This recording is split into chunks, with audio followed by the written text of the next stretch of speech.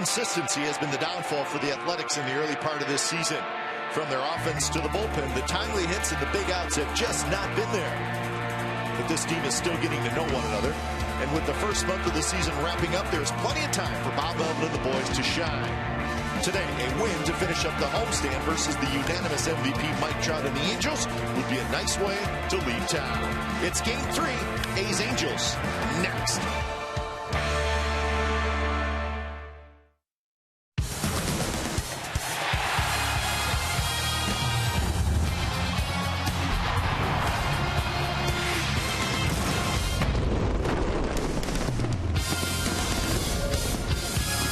Gorgeous day for baseball here in Oakland. It is the rubber game of this 3-game series. A's saw enough of that guy last night. Mike Trout, a homer and 3 RBIs. And it'd be Jesse Chavez taking them out for the A's this afternoon. This Angels and Athletics series sponsorship is presented by Chevrolet. Third and final game of the series, also the final game of this homestand. It's the Oakland A's and the Los Angeles Angels of Anaheim. You'll see it right here on Comcast Sportsnet, California. Good afternoon, everybody. Welcome to Oakland A's Baseball, along with Ray Fosse. I'm Glenn Kuiper. So Jesse Chavez makes his second start of the year. Ray, his first one was against these Angels last week in Anaheim. He pitched great, but he took the loss. How about one hit? One hit. Happened to be a home run, one earned run. His offense could do nothing. He gave up just the one hit. That happened to be a home run. But Jesse Chavez pitched in relief of Jesse Hahn in Kansas City. Did make the start last Thursday. Had everything working. Of course, you know what he did last year in 21 starts for the Athletics at the beginning of the season. He has the cutter, he has the curveball, fastball. He loves to pitch and pitch quickly. And on a day game like today, that's exactly what you want. For the Angels, it'll be Garrett Richards. And last year, Richards was really one of the best pitchers in the American League until he blew out his knee in August. But he's back. It looks like he's healthy. And when he's healthy, he is really, really good. He's got an outstanding fastball, mid to upper 90s. Of course, a good curveball, a complete package. Last year, 13-game winner, making just his third start. But if he had been with the Angels towards the end of postseason, they probably would have gone farther. But unfortunately for him, the knee injury, but he is back in pitching today. All right, so Richards and Chavez is your pitching matchup. Day baseball from the Coliseum. A's trying to finish this homestand with a win before heading out on the road for a 10-game road trip. Lineups and first pitch from the Coliseum when we come back.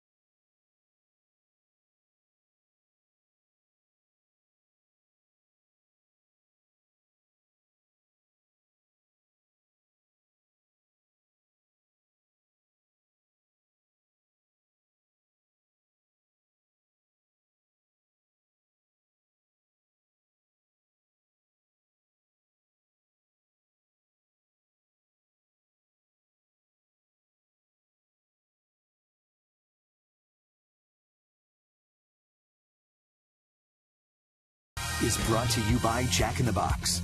Jack's hottest sandwich is back. Head to Jack in the Box for Jack's Blazing Chicken Sandwich. By Toyota, #1 in MPG, durability, and resale value. Toyota, let's go places. And by DraftKings.com. Play daily fantasy baseball for free on DraftKings.com with the official daily fantasy partner of Major League Baseball. Enter promo code SLIDER for free entry.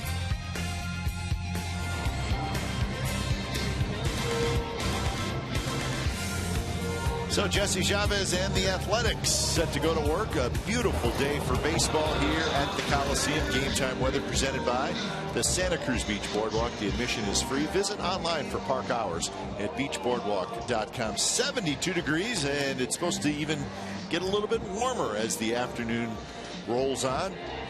So probably the nicest day of the year so far for a ball game here at the Coliseum. A's just need to win a day game. They haven't done yet this year. So the lineup this afternoon for the Los Angeles Angels of Anaheim. Eric Ibar is going to hit the leadoff spot today. Giovatello moves up to the second spot. Then Trout, Calhoun will be cleanup with no Albert Pujols. Freese will DH. Crone at first.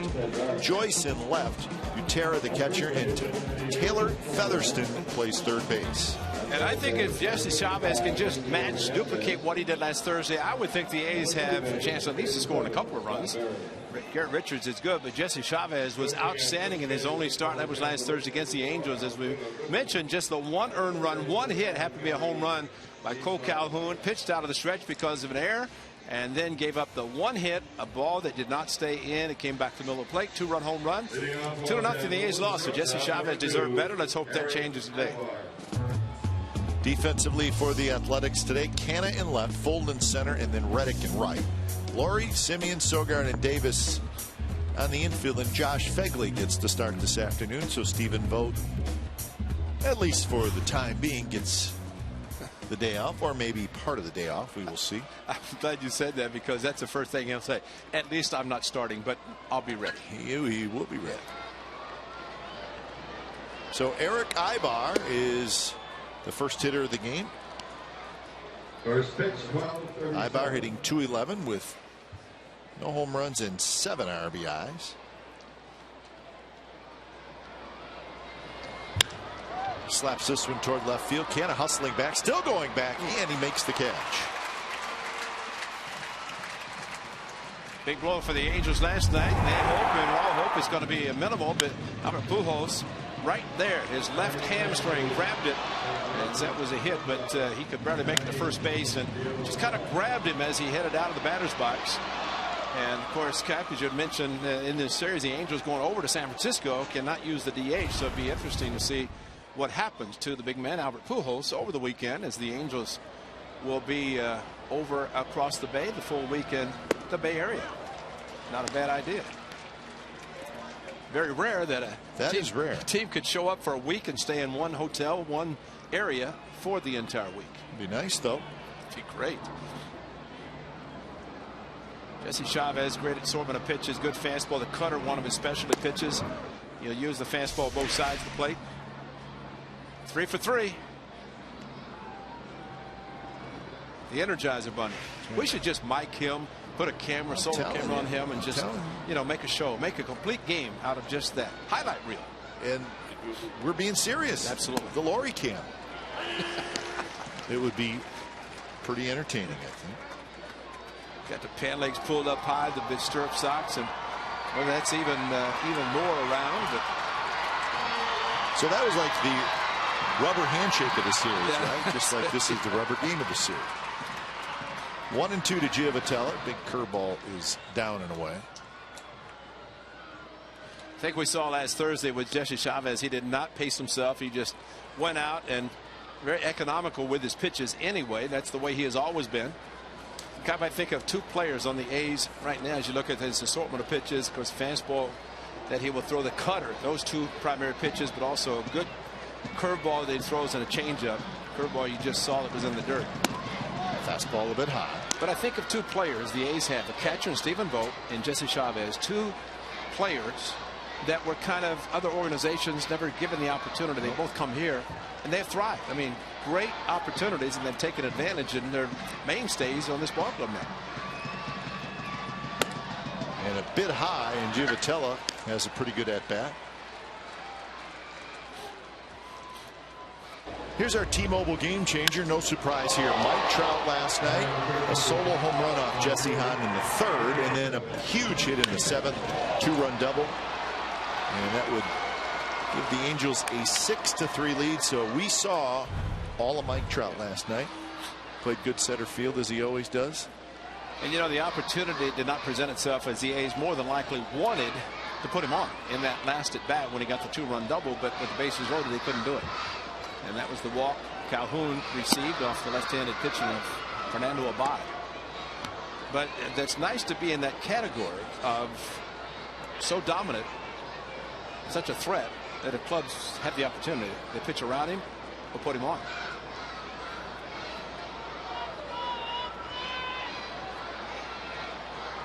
A 1-0 pitch. Fouled right back to the screen to even the count at 1-1. Trout 315 on the year with 5 home runs and 14 RBIs. You know, we were talking, I know, mentioning that last year Mike Trout did not seem to be running as much, and I asked Mike Scioscia about that, and he brought up an interesting point, and that is that other clubs were doing all kinds of different things to try to prevent him from running, like a 1-1 from the pitcher, just uncharacteristic of seeing something like that happen. But they figured he's the complete package. He's going to get on, he could steal a base, so they were making all kinds of moves and changes. So as a result, his numbers were down, not necessarily because of where he was sitting in the batting order. The cutter going away from Mike Trout is a good pitch. See if they go back to it as he just did on the swing and miss.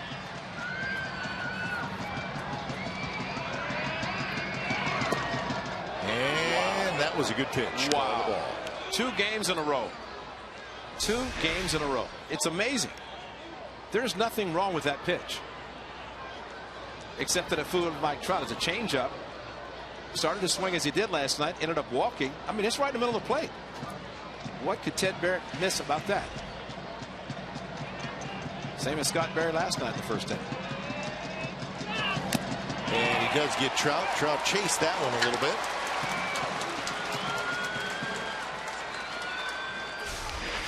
Well, here's the cutter. That's a great pitch. See how it moves away and Trout reaching for it. And you take a curveball 12-6, which Jesse has, like Sonny Gray, he can go down and get it. So Barrett, the home plate umpire, Conroy at first, Angel Hernandez at second, Scott Berry is down at third.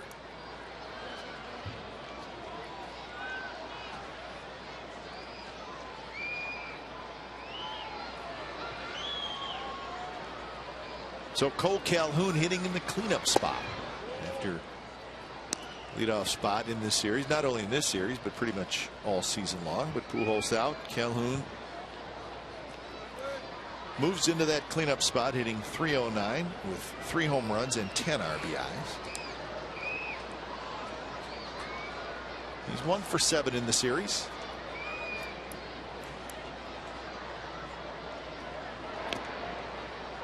Giovitella, the runner at first base.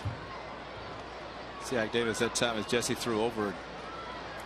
Giovitella got back, but Ike Davis applied a second tag in the event that slight movement of the hand or the foot off the bag. So Ike, the veteran first baseman, trying anything he can to help his pitcher.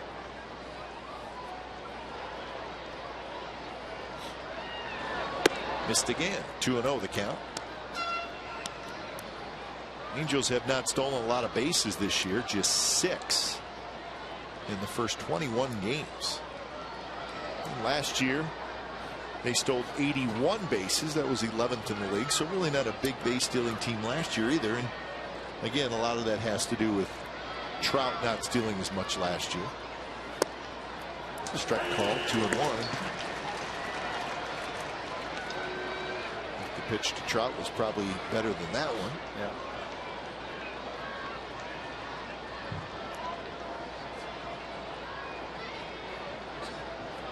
Jesse Chavez looks like he's staying away from Calhoun, and we'll tell you in a moment exactly why he's doing that. And just the thought of maybe with 2 outs, Giovatella might be on the move.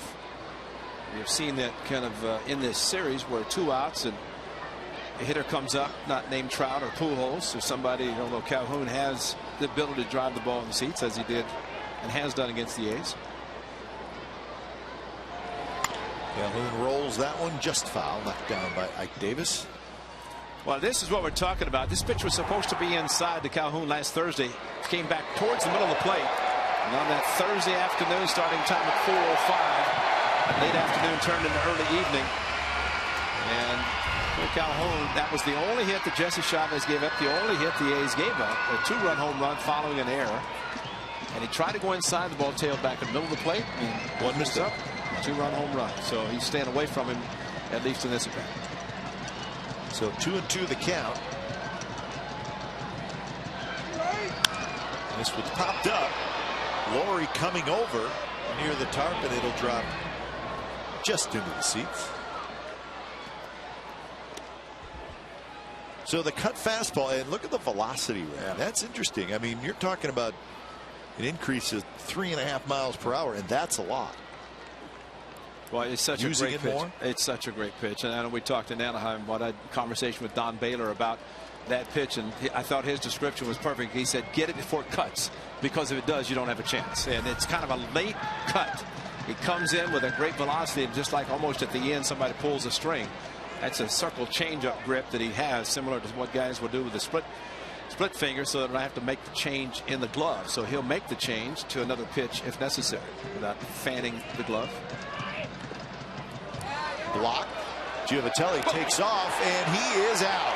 So Giovatella a little over aggressive, and Fegley throws him out as he was trying to advance on a ball in the dirt, and that's how the top of the first comes to an end. So Fegley showing off that arm. Bottom of the first coming up.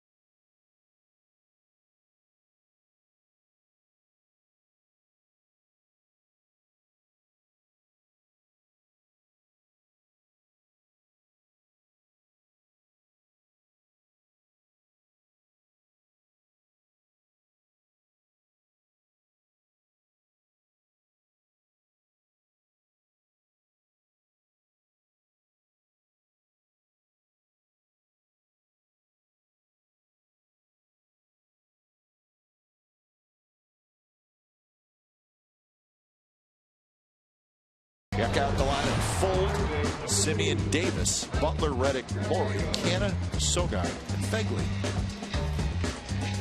And Garrett Richards, he is the real deal. And last year, a 13-game winner, just came out of nowhere. This year, making just his third start due to a season-ending injury, that knee injury. And I guess the old saying, if you're going to have an injury as a pitcher, you hope it's something other than your arm.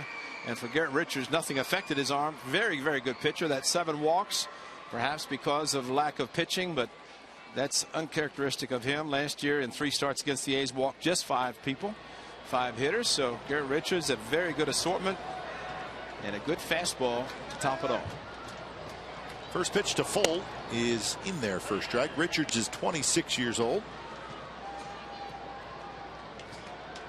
Facing Sam Fuld, hitting .243.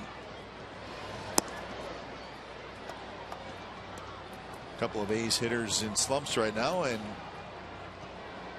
Fuld is one of them. Sam is 0 for his last 15 trying to break that.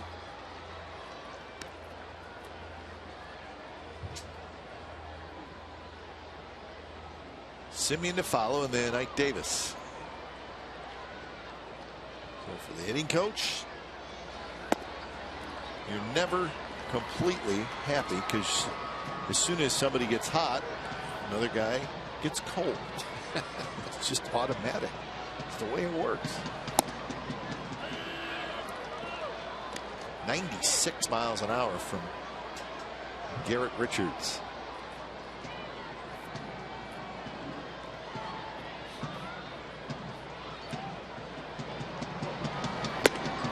There's the good fastball, but Fold lays off, and the A's have a leadoff man aboard. Defensively for the Angels, Joyce, Trout, and Calhoun in the outfield. Featherston, Ibar, Giovatella, and Crone on the infield, with Drew Terra, the catcher. So here's Semien. Semien having a terrific series. He's 5 for 8 with a couple of doubles, and he has scored 3 runs. It's a good curveball there that he just threw. And he missed with the fastball. Drew Terra, the veteran catcher, called the curveball after missing consistently with a fastball. Got him down in the zone with a good curve.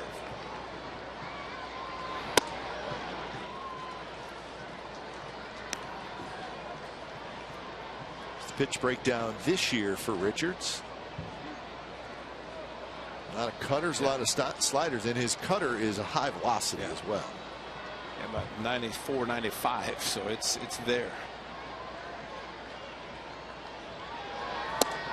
I mean, I think his stuff, as we like to use that word, as a starting pitcher, I mean, it may be in the top 10 in the American League. I mean, he has got it all. Really kind of tough for him personally to have the season that he was having last year, only to be ended with a knee injury. And I think you have to wonder sometimes that had he not had that injury, how consistent would it continued, not only last year but into the following seasons. And you know, it's just a matter of coming back. That's a pretty good velocity average. It's best in the majors. Yeah. Fastball velocity 96.5.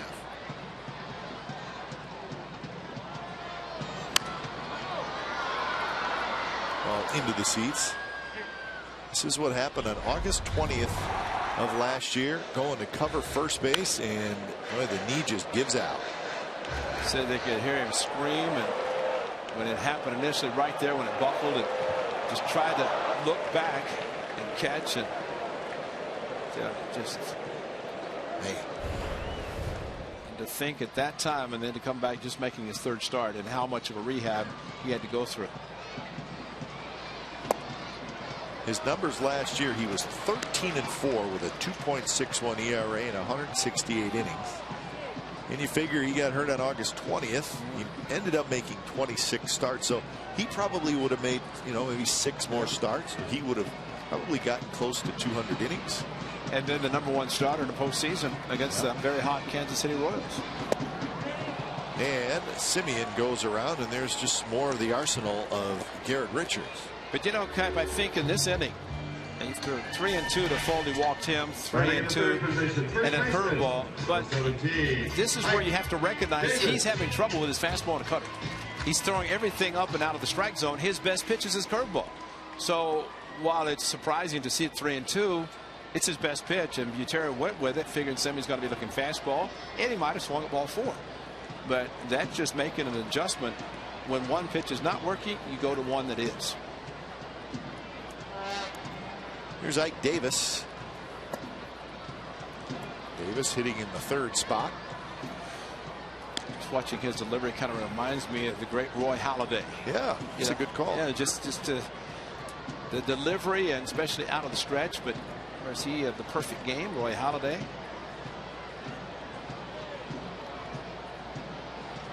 Yeah, there's something about it. It's almost like maybe the lower half. Yeah. It looks a lot like the arm, and right there, that part right there where he kind of curls a little bit, tucks the left leg in, and delivers and squares himself to the plate. So very, very good mechanics. And said knee injury kept him out, not affect his arm.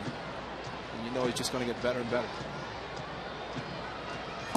swing and a miss. 1-2. Richards is 6'3", 210 pounds. So I think Halladay maybe a little bit bigger than that. Now the curveball right over the top, and it's a good one.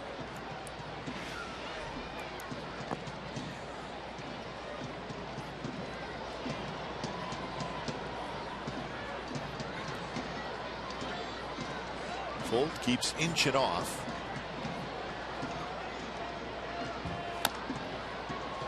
So 87 miles per hour again, down in the zone. That curveball looks like a hard split finger fastball, but you like to think you could pick up the spin. Looked like Marcus Semien was doing a good job of picking up the spin, not swinging at the curveball out of the strike zone, but on the 3-2 committed a little bit too quickly.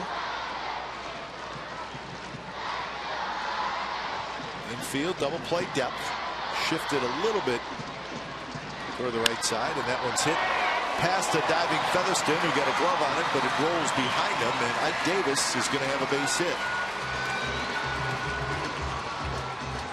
Throw all those great curveballs.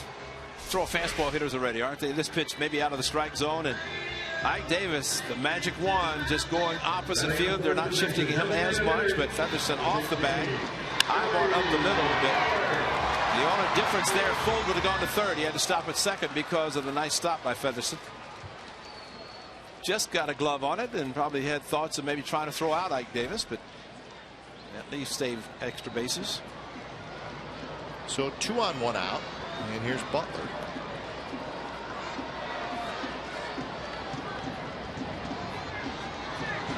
Good time for Butler to bust out of his slump. He's 1 for his last 19. We were talking about all those inflated batting averages early, and you start seeing averages go up, go down, kind of middle out, but it all averages out, it seems, by the end of the season. Featherston grabs it. He's going to go to second for one. Giovitella, a nice pivot at second base, and Butler hits into the double play. Side retired. So nothing for the A's after 1 from the Coliseum. No score.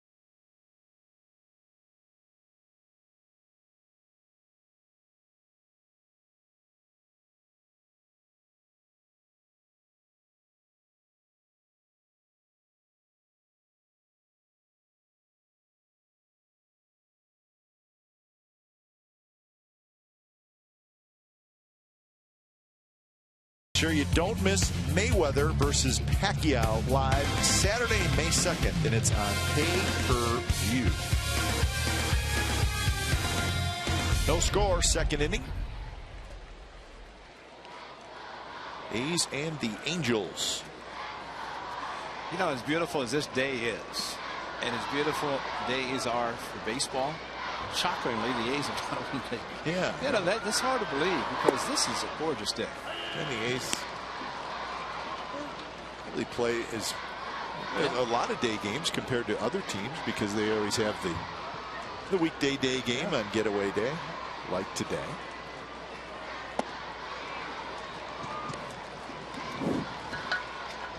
A's are 0-7 in day games. Again, that's hard to believe.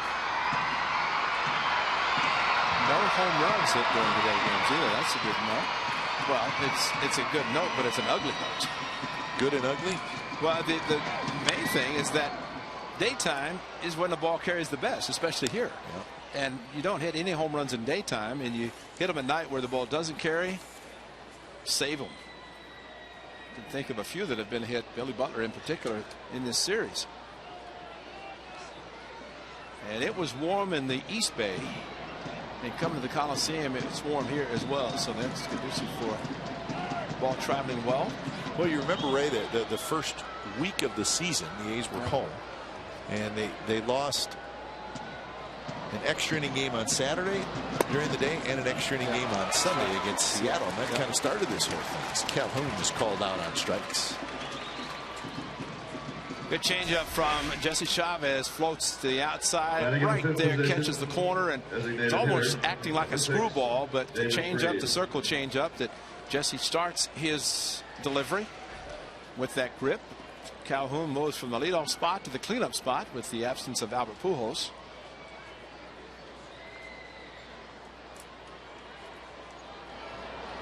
The Angels come in with a 10-11 record, and they're 6-5 on the road with a 3-game series across the bay coming up, as Ray mentioned.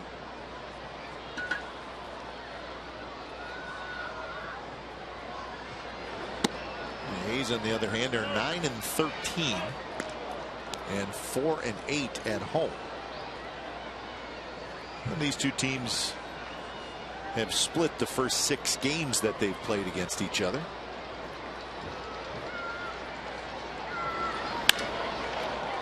Right field, Reddick on the move toward the wall, and he cannot quite get it. He bangs into the wall. He hustles after it and Freese with an opposite field double. So Reddick hit that wall hard, but he looks like he's okay.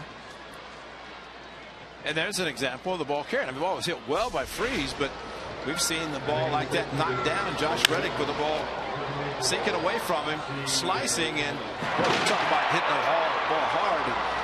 And right there, bang, and bounced off, and it's almost like a boxer in a ring coming off the side. And maybe he's going to be watching the fight, but that's a hard shot, but the wall's padded. Sometimes you're concerned about hitting a bar that's in between. It looked like he got the soft part, still banged hard, and fortunately he's okay. Exmo brought to you by Cache Creek Casino Resort. So 5th double of the year for Freese. C.J. Cron. Cron 1 for 7 in the series. Reddick believes he can catch everything that's hit his direction just over the outstretched glove, and knowing the wall was there, you hit the warning track, you figure you have 3 steps and you're going to make contact. But Reddick, unlike what happened in Houston a couple of years ago, bounced off this wall nicely. Well, Houston didn't give him. There was no give there. No.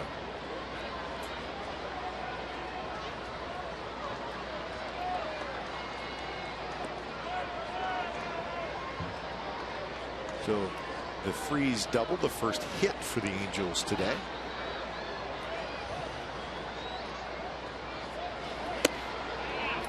A little bit inside. Well, 2 very good defensive plays actually by both clubs in the first inning. Jesse Chavez got a great play from his catcher Fegley, and who knows, that was a 3-2 pitch to Calhoun. If he walks, who knows what Freese could have done. And then Featherston knocking the ball down by Ike Davis. That could have been 2nd and 3rd. Instead, it keeps the double play in order.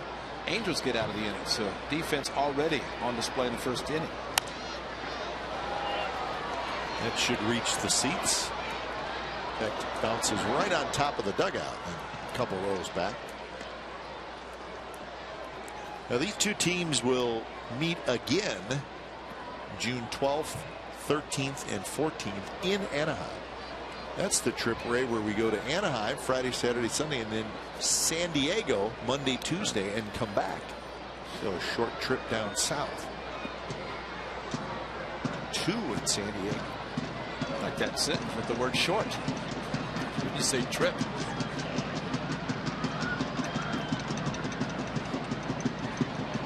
Did not say that last trip, and won't say it this time. Yeah, we will not. Jesse Chavez has an idea of what he wants to throw, and taking Josh Phegley a little bit longer to get to the sign that Jesse does want. Fastball in, curveball in, and cross up. Maybe that's why they took as much time as they did. So all that work for a cross up, huh? How about that? We love this. Yeah. Angels lead the series 128 to 127, and 11 of the last 13 division titles have been won by either the A's or the Angels. The other two were Texas, the 2 years they went to the World Series.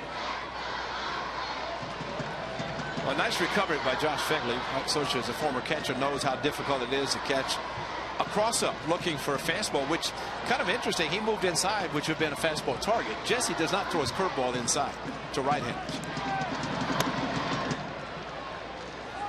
So to see him set up and then catch a curveball, that was a nice little change for him.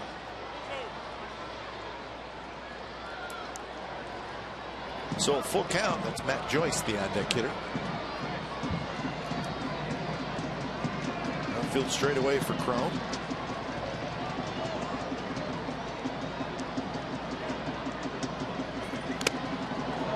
Just got a piece of that one. Cron, a big, strong guy and a power hitter, but he does have the ability to hit the ball the other way. Outfield. He thought he was Evan Gattis on this one, didn't he? This ball head high like Gattis, only the difference there, if Gattis had done that, ball might have gone straight up in the infield. Instead, somehow, the strong DH for the Astros got on top of a ball head high. That's just unbelievable to think that a man could do that, especially with the velocity in which it was thrown. So another 3-2, setting up outside. Here it is. Swing and a miss. Good fastball from Jesse Chavez, and he gets his third strikeout. Maybe the up the ladder fastball was unintentional. He got a swing and a foul back to keep the 3-2, and that ball, even if the four-seam fastball has some movement where it starts outside, comes back over the plate. So the cutter going away from the righties, and also the fastball coming back to the outside corner. Nice assortment.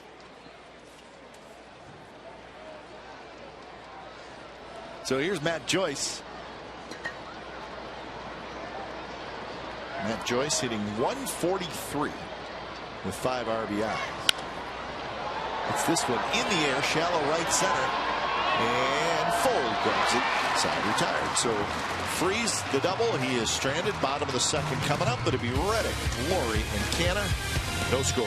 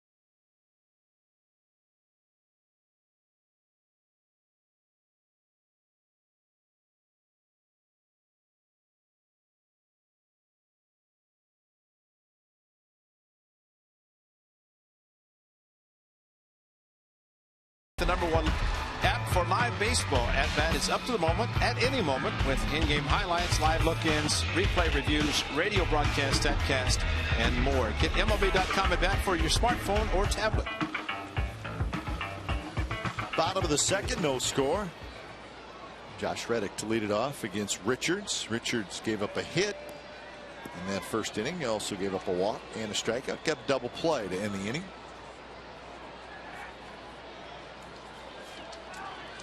As he faces the hot hitting Josh Reddick.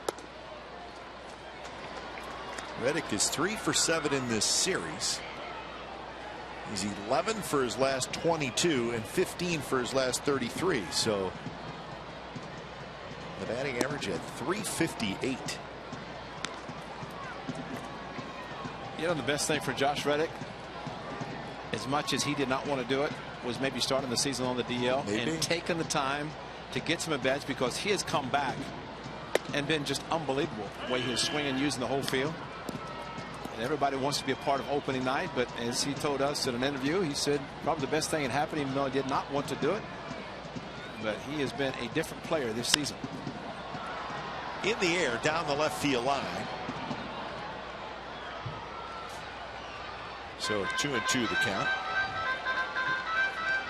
.435 average versus fastballs for Reddick.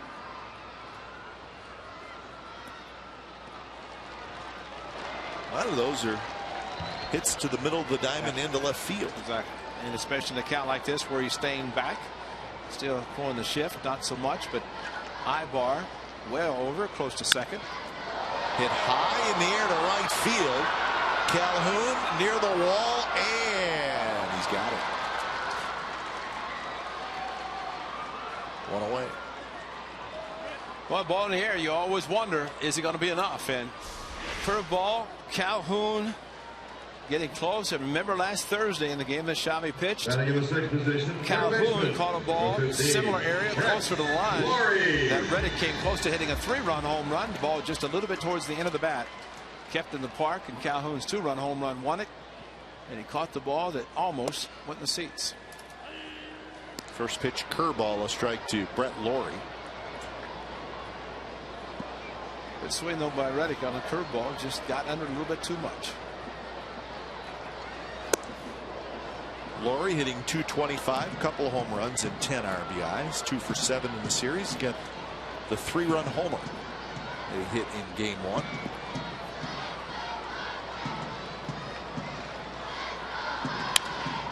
Shoots this breaking ball toward right. More action for Calhoun, who backs up to make the catch.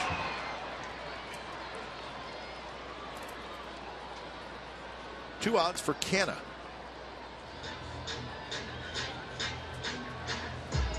Marcana's been out of the lineup. Getting the start this afternoon. Cooled off after his very hot first week of the season.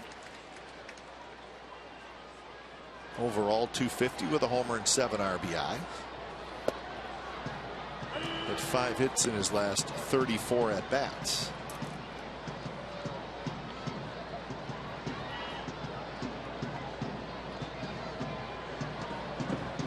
So as expected, Ray, the pitchers, after seeing Canna the first week, obviously have made an adjustment on him, and he struggled a little bit lately. So now it'll be interesting to see what he does to make an adjustment. Yep. Or how quickly you make an adjustment. You mean how quickly he better make an adjustment. That helped. That did. He did a nice job and a good breaking ball, and he just kind of poked it into right field for a hit. Didn't try to overswing. Yeah, if he opens up and pulls out on this one, he is not going to hit it the way he did. And actually, it was not a soft single. It was actually a line drive, and saw the curveball, knew it was close to being a strike, and just went that direction with it. Nice swing by Mark Canna. That will get you going, make you feel a lot better after realizing there are a lot of hits that direction. So the 2-out single brings up Sogard.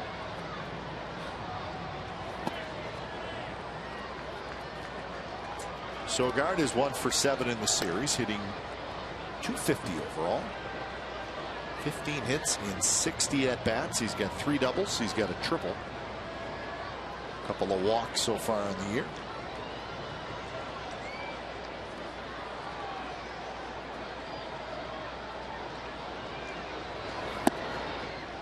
missed again, and now it's 2-0.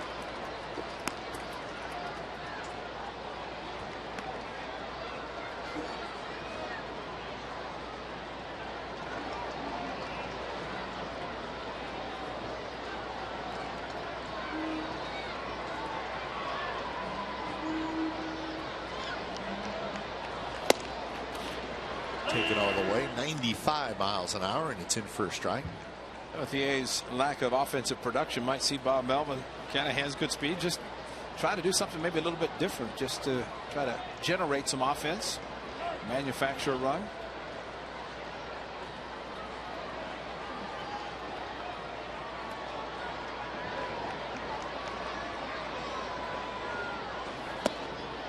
Again, missed, and it's 3-1 to Sogard with Fegley hoping to hit here in the second inning.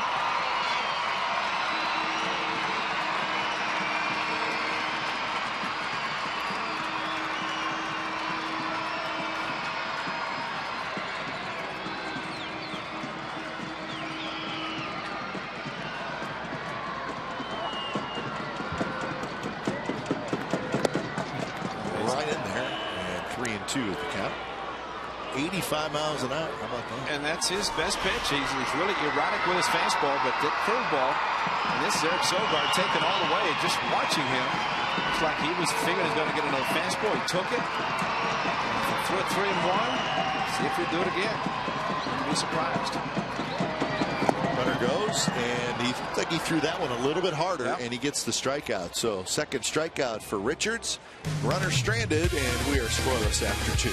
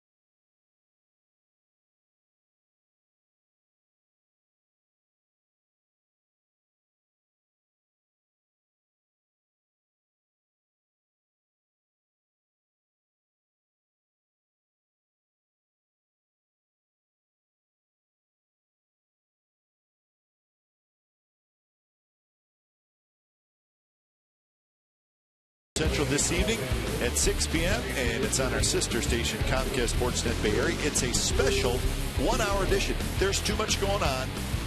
Half hour is not enough time. We're going to go 1 hour tonight. Highlights from this game.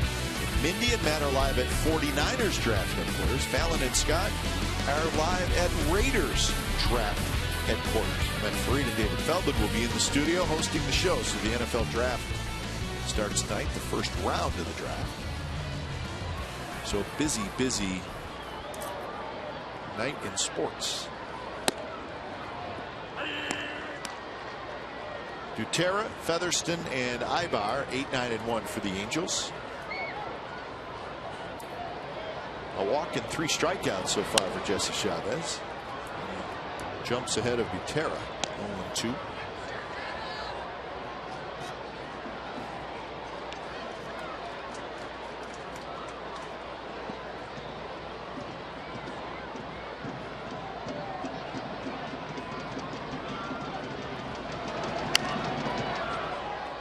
Flipped foul right side. Butera able to protect on a slower curveball, and the point you brought up about Garrett Richards finishing off Sogard. 3-1 slow curve, 3-2 hard curve. Just got him thinking about maybe a fastball's coming 3-2, and then threw it hard, and Sogard, like Simeon, went after the pitch out of the strike zone. That's the difference. You couldn't alter the velocity on your curveball. You could throw one. You want to throw for a strike. You figure the hitter's going to be taking in a count in which he probably is looking fastball. And Richards has that capability.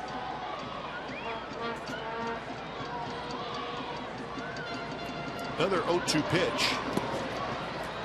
Yeah, I mean, your theory's great, but you got to be able to do it. Right. And Richards can do it. Yeah. And that's a 12-6. That's not a cutter or a slider. No. 12-6 curveball, and you throw it that consistently, and that's what he's done in the first 2 innings. His fastball continues to be not his pitch. If he gets that better, working a little bit better later, he'll go back to it. But right now, he and Butera staying with the pitch that's working the best for him.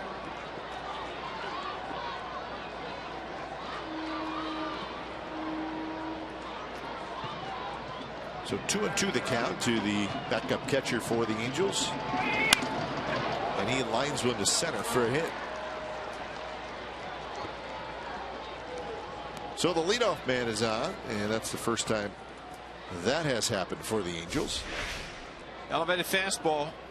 Ball came back, but difference in that, the one he threw to Cron down a little bit more. This was up, and Butera, we've seen him in this series, and he'll take the outside fastball and do it exactly that. Second hit in the series for Butera, his second start. So now Taylor Featherston. Featherston, a Rule 5 guy, so he's got to stick around for the whole year, just like Mark Canha.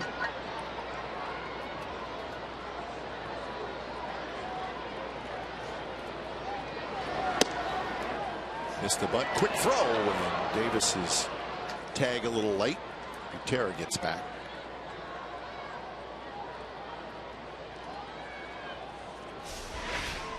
Finkley likes to throw, and he's got a great arm. Showed it on the first inning. This ball, really, he just saw the runner off a little bit too much. And that's what a runner does do with a bunt attempt, and the hitter bunts through it. He usually gets caught out to dry, more so at second than at first. But Butera almost got caught.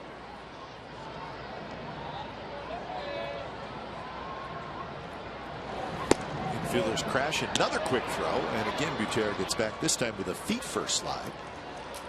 You know, Finkley is not throwing anybody or picked anybody off first base. Just the fact that he is throwing, what that does to a base runner, saying, I better be careful. I might not be able to get an extra lead.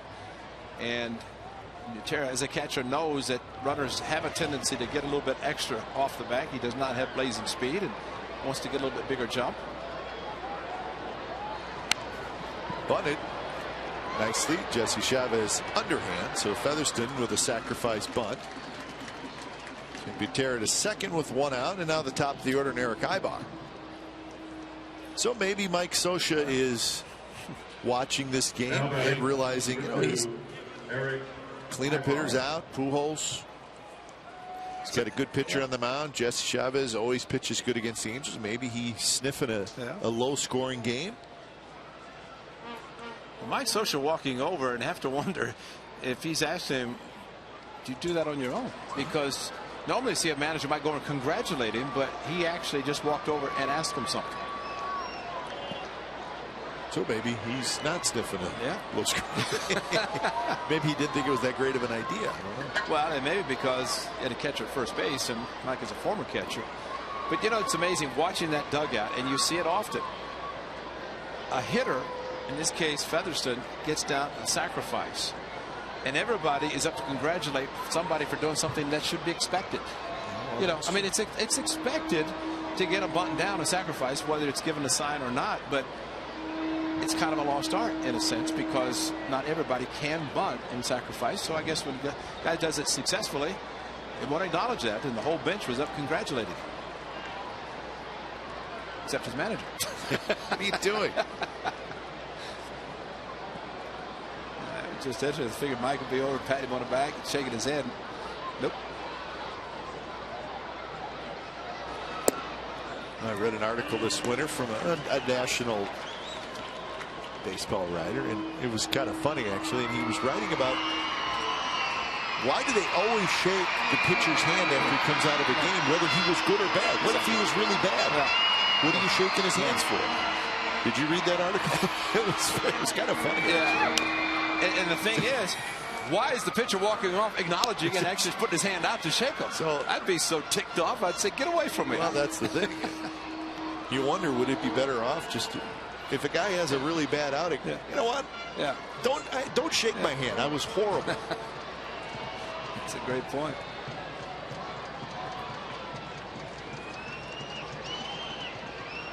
Oh, 2 to Ibar. Rolls that one to Sogard. So Ibar is out. Gutierrez to third now with 2 outs. Well, Babe Giovatello comes up. Now batting, number 12. He had got the slider that he hit, the hanging slider 3-2 last night, and straightaway center. So Jesse Chavez, whether or not Featherston was supposed to bunt, he did, and runners in scoring position now at third base. Jesse with a good curveball. Fagley works on blocking balls. He may be challenged in this at bat by Giovatello with the curveball. Giovatello this year against the A's is 6 for 18 with a homer and 5 RBIs, and this is the 7th game between these two teams. Looking to right field. That look as he getting his bat ready. He's thinking there's a hole to the right side. If he pitches me away, I may try to go that way. And while Giovatello hit the 3-run home run off Drew Pomeranz, he knows he's not going to hit a lot. He's hit one, and that's it. More of single hitter like he did last night. Up the middle on the slider. Also did at Anaheim on a breaking ball. He hit to left field for a base hit.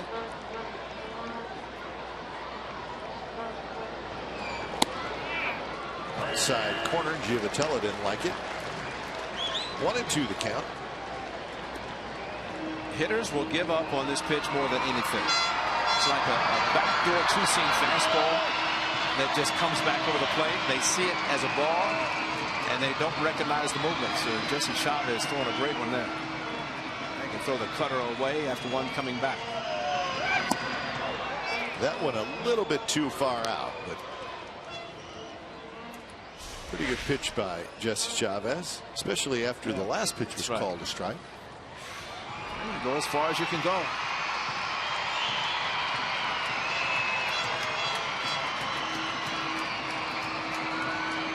Two pitch, here it comes, setting up inside, and a little flare that's going to drop for a hit, and the Angels take the lead.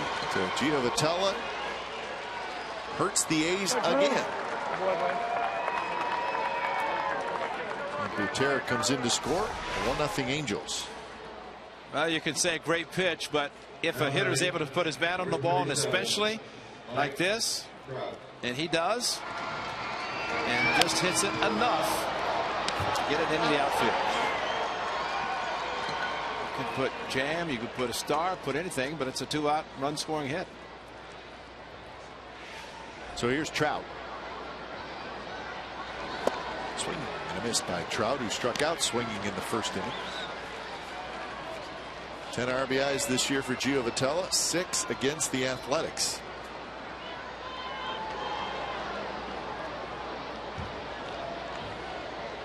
Trout is 2 for 8 in the series.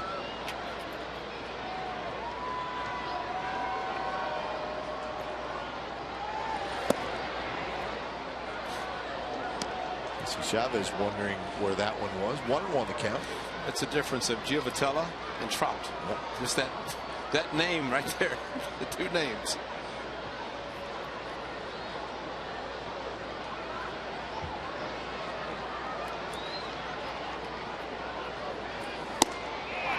Another close pitch. Called the ball. 2-1 the count.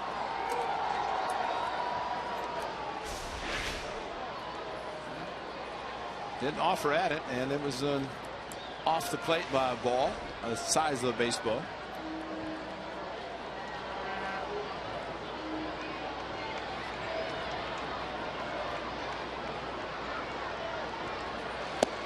That one catches the corner. So Jesse Chavez trying to work that outside corner to Trout. Now with 2 strikes, see if he stays out there. That's a great two-seamer. And again, just like with Givatello, and tried to get him after throwing that pitch for a strike to throw the cutter and get him swing and miss. A pitch running off the plate. That's a pitch Jesse also likes to the lefties, where he'll bring it back, get him to flinch a little bit more dangerous in that regard because of what can happen if it misses. So 2-2.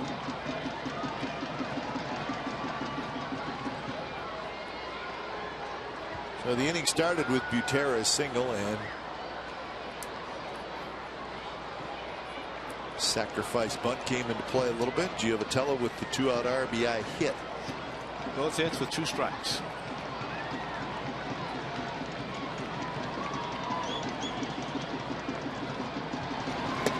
And that one missed somewhere, and that was a good pitch. 3-2 the count. Maybe a touch high. Not a lot. Starts out, comes back, and it's only below the belt.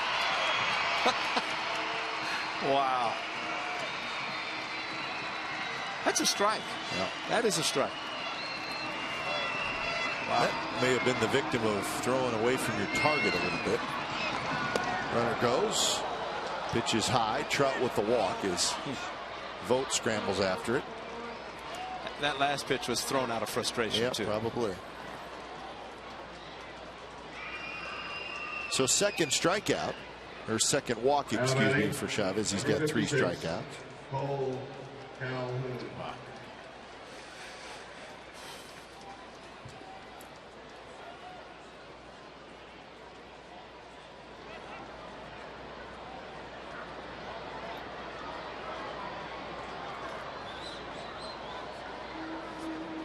So Calhoun steps in for his second at bat.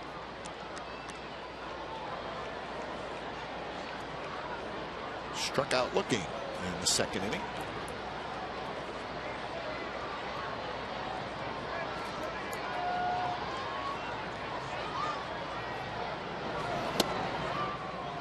As if you're frustrated as a pitcher, that's when you have to be the most careful.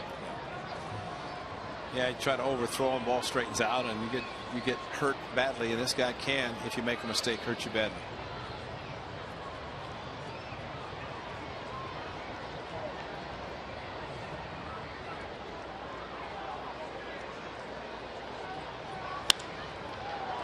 Left center, and Fold is going to get over there. Nice running play by Sam Fold. Side retired. A run for the Angels, so we're headed to the bottom of the 3rd. Angels 1, A's nothing.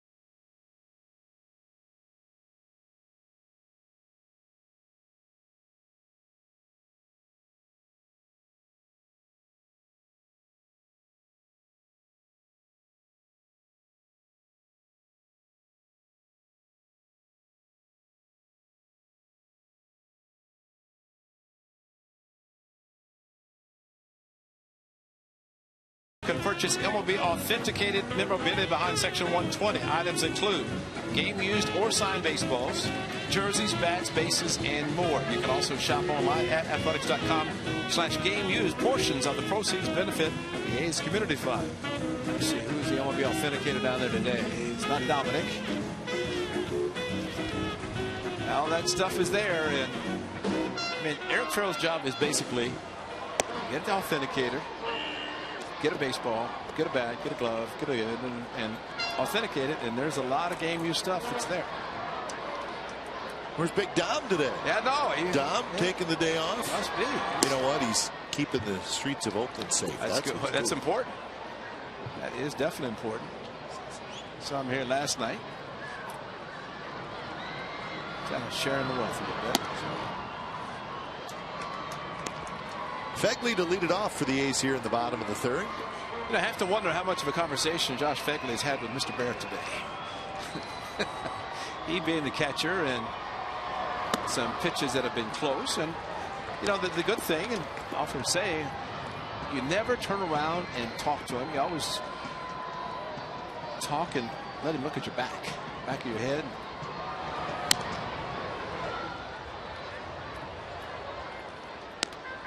Fegley is doing a very good job catching. Always tough to hit whenever the timing's off because he's not catching regularly. But he and Stephen Vogt, a nice duo, nice tandem. Stephen Vogt, an outstanding season. The afternoon off to start.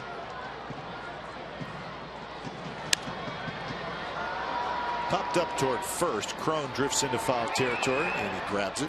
So Fegley is retired.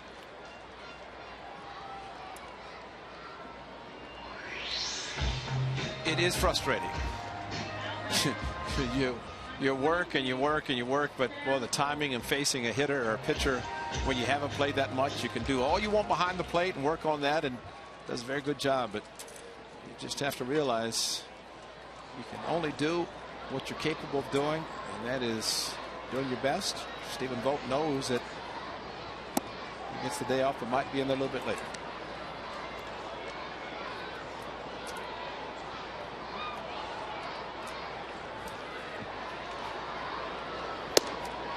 The A's next off day, Ray, would be May 14th. So, I mean, they're in a long stretch again. Straight through. Yeah. Exactly. So I got just starting 16 straight between that Monday off day that we just had and then the off day on May 14th. And you start getting some off days, but East Coast trips, so you'll be traveling on those. Yeah, the A's have played a lot. They've had a lot of off days in the early going.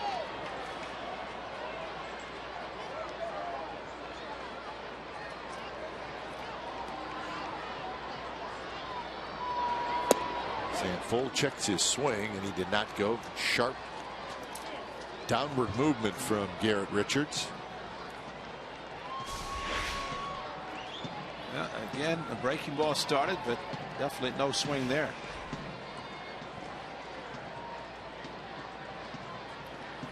So payoff pitch to Fold. Chops it to second. So Fold is retired. So 2 outs here in the bottom of the third. Well, if you're looking for the best coverage of Oakland A's baseball, log on to csncalifornia.com and our A's insider Joe Stiglitz. Big Joe is going to provide wire-to-wire reporting of the A's 2015 season with breaking news, video, special features, and more only on csncalifornia.com. Our good friend Joe Stiglitz. Joe's got to be having a golf shirt on today. He's got to be cool. Coat and ties always look good, but nice day today. Day game. Have the CSN California golf shirt on. It's supposed to stay warm into tomorrow in the Bay Area and then maybe cool off a little bit Saturday and Sunday. We will be in Arlington, Texas, where the forecast is not for major heat, so we may be catching it at a decent time. So 3 in Texas, 4 in Minneapolis, 3 in Seattle. There's the road trip. May 1st through the 10th. will be back on the 11th, and I think that's the Red Sox, is it not? It is. 11th, 12th, 13th. 3 against the Red Sox. And the White Sox in following them after the 14th, which is the off day. So our first look at powerful lineup of the Boston Red Sox. 3-1 breaking ball, and now it's 3-2. I guess if Garrett Richards could throw a curveball every pitch, he might be pitching a no-hitter, and his pitch count might be very, very low. But again, another 3-2 count, and again, it's time to fastball. Hit toward right center, but Calhoun's going to get over there. He's got it. 3 up, 3 down inning for Garrett Richards. So we're moving to the 4th inning from the Coliseum. 1-0 Angels.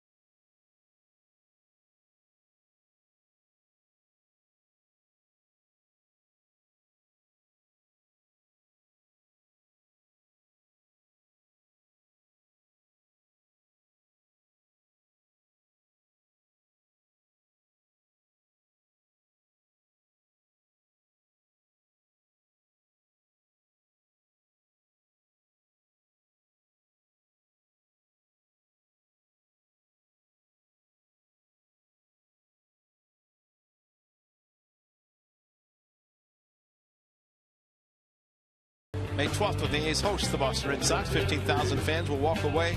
The green and gold fleece blanket that pays homage to Sean Doolittle's signature pose. Get tickets now at athletics.com/tickets. I'd like to see that signature pose on the mound pretty soon, too. Yes, we all would. That would be nice, and yes, we will see it eventually.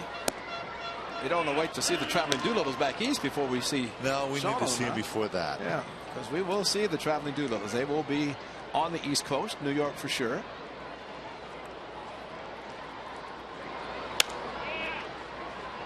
Sogard tracks it down and he throws, but nobody's there. Don't know if he was going to get anybody anyways. So Freese has a base hit. Once Ike Davis committed to going after the ball, he vacated first base, and Jesse Chavez probably thought that Ike Davis was going to get back. He did not. Jesse wasn't there, and you're right, you weren't going to get him anyway because the throw did not have a lot on it, and backing up was Fagley. But it just looks bad. You know, that's a good, that's exactly what I was thinking. It's not that it was a hit and all that, but then you just say, you know, it's thrown to an empty, vacated bag. But so it is a leadoff signal. Excuse me, Ray. But you usually see, I mean, anytime a ball is hit on the ground to the right side, or I mean anywhere, you know, between first and second, I think the pitcher usually takes a step in that direction. PFP. That's anytime it's automatic, and that's really the catcher will remind the pitcher that a ball hit the right side, usually with a left-handed hitter, to get over, cover the bag. But it is so automatic, and actually when Sonny Gray pitched a couple of nights ago, he fielded the ball, I caught a ball from Sogard. It was a 4-1 put out when Ike Davis ranged to his right. And Ike Davis actually patted Xavi on the backside and understood, or he knows that, well, they both know. It's just something they work on all the time. It's automatic. Just did not happen then. jam. Foul back was Crone.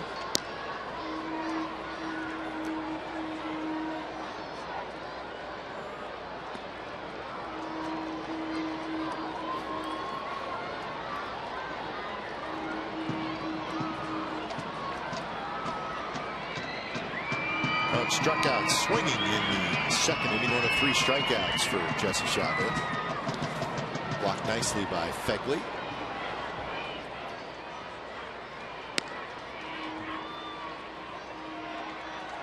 Four career starts versus the Angels. 0-2 record, 2.05, and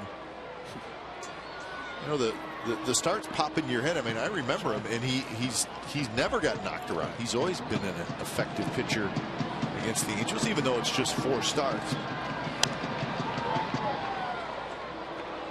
Even last year, looked like he got a little tired toward July and August, but there just was very few games where he got knocked around bad, where he got knocked out early, gave up a bunch of runs. This did not happen very often.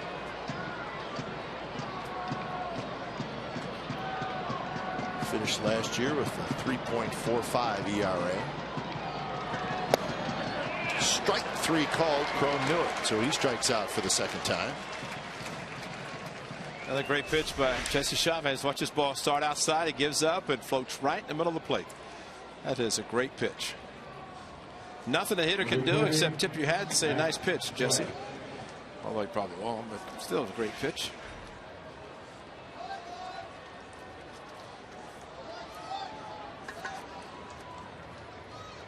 So Matt Joyce steps in. Joyce hit a fly ball to right field to end the second.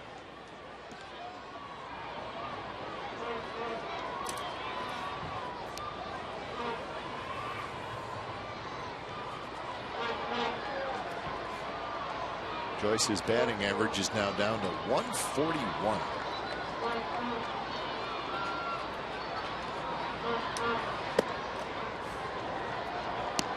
Just looking at the amount of at-bats he has. I mean, he's got 63, so that's really not that much. A good series and you're back to respectability.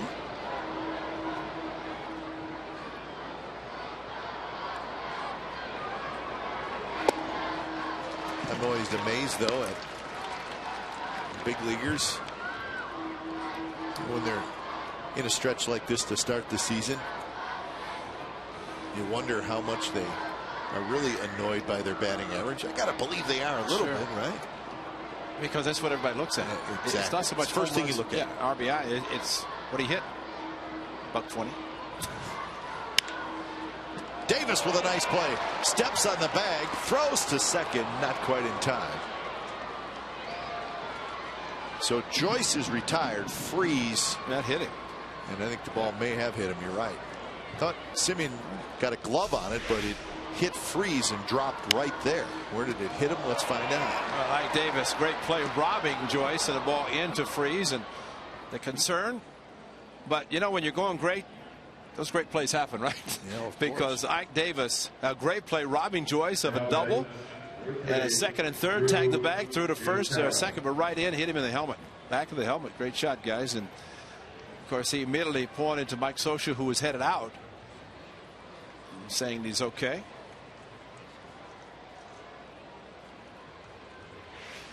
It's a great play by Ike Davis. He has played tremendous defense at first.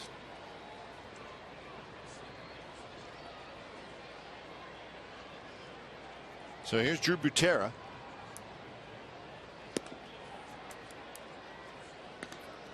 Butera started the third inning with a base hit, and then he scored. That's the only run in the game so far. 4 hits for the Angels, 2 hits for the Athletics so far.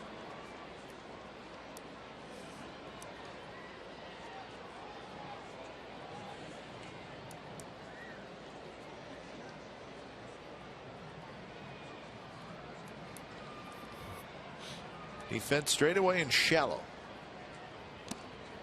Pickoff at second, and now Freeze is going to try for third, and he is out.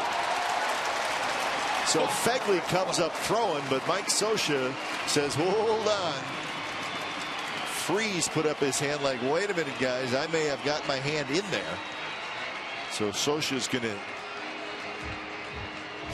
get the call from his dugout. Watch the hand. Yeah. They got him up on the chest, and they are going to take a look at it. That's a big play, and Fegley with a quick throw, and was the hand, the right hand under the bag. Freese actually made a very good play. It's almost like when there's a bunt play and the hitter bunts through the ball and catcher throws a second, and the runner, instead of going back, freezes and then heads. So it takes a throw to second, throw to third. The guy, I think, was surprised with Brett Laurie. Yeah. Because as he got back to bag, caught it to his left a little bit and then applied the tag quickly. Well, it's not only two throws that you have to make, Ray, but they're throws where you're rushing. Oh, I yeah. mean, you got to make it quickly. And because the runner knows that the throw from the catcher has got him if he goes back to second. And then by going to third, it takes the two perfect throws and two strong throws.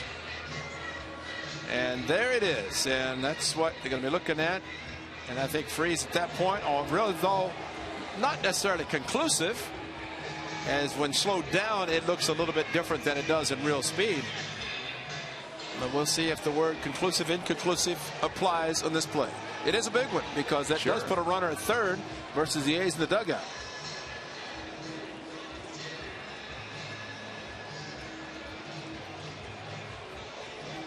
And a throw from second to third. And see, he's kind of on the heel a little bit. Laurie was when he caught the ball and made the tag.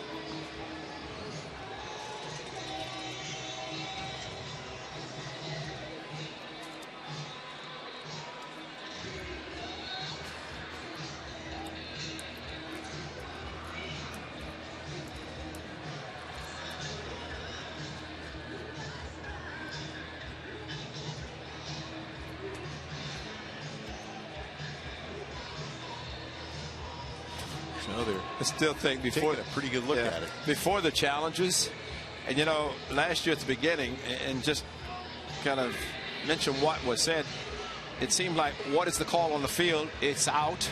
Inconclusive, it stands. And that kind of went away because there was too much of the conclusive, inconclusive, and so it did change a little bit. And I think this year it's changed to where they're more. But is that conclusive? Is his hand on the bag before he tags him there? Really, now Freese thinks that the left hand may be in, the right hand may be in, and that's why he immediately put up his hand. But I'm thinking before the challenges, inning over, A's in the dugout, and whether it's a right call or wrong call, they continue to play, and that has changed the game considerably with the challenges and the reviews.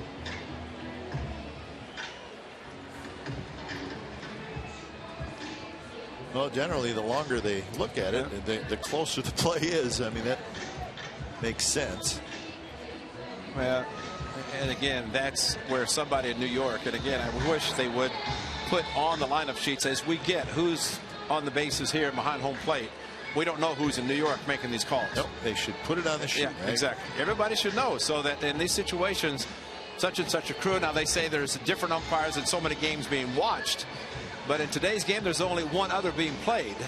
So it's a minimal crew in New York observing this game and the one underway in St. Louis. And that's the final. So really, this is the only game that's being looked at in New York. Might be the longest I've ever seen. Yeah, this one is going on quite a while.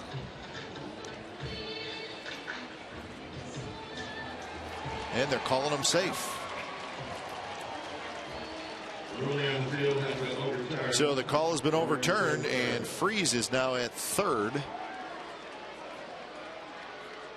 And they're checking on what the count was. You could see Butera ask the home plate umpire, Ted Barrett. First pitch was a strike, so the second one that he threw to second was a ball.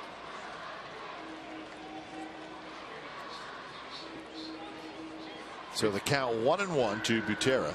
3:42 on the challenge, so it did take maybe the longest we've seen in a while.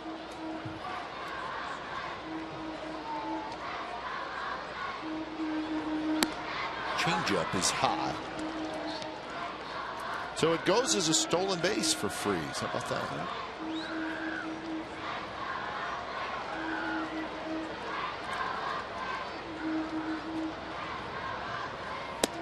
Good pitch there. A little cutter at 89 miles an hour. Grabs the inside corner. So now 2-2. 75 pitches for Jesse Chavez. So he's going to work out of some jams in each inning. Breaking ball and a full count. Yeah, 90 in the start last weekend, but it was a smooth 6 innings and 90 pitches. A base runner in the first, 1-out double in the second, 3 base runners and a run in the third, and in a jam here in the fourth.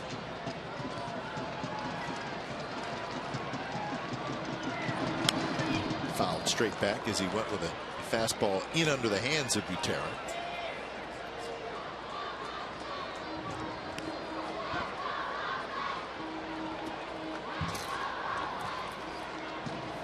There's the breakdown.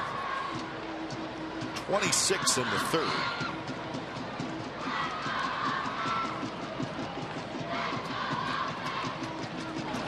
3-2 pitch is popped up. Sogard is there and he's got it. So Chavez gets out of the inning. Runner stranded at third. Bottom of the fourth coming up. Mike Davis to lead it off. 1-0 the Angels lead.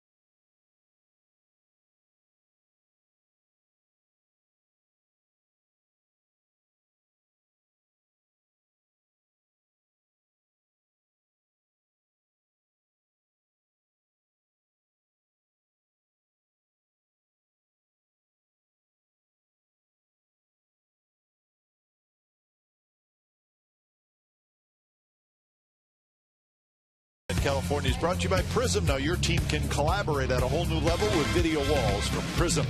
Learn how at prism.com. Tribune Tower and a gorgeous day. Bright sunshine. Angels leading 1-0 over the A's.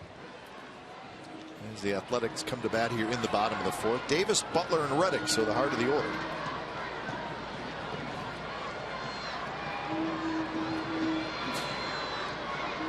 Garrett Richards, 55 pitches through 3 innings.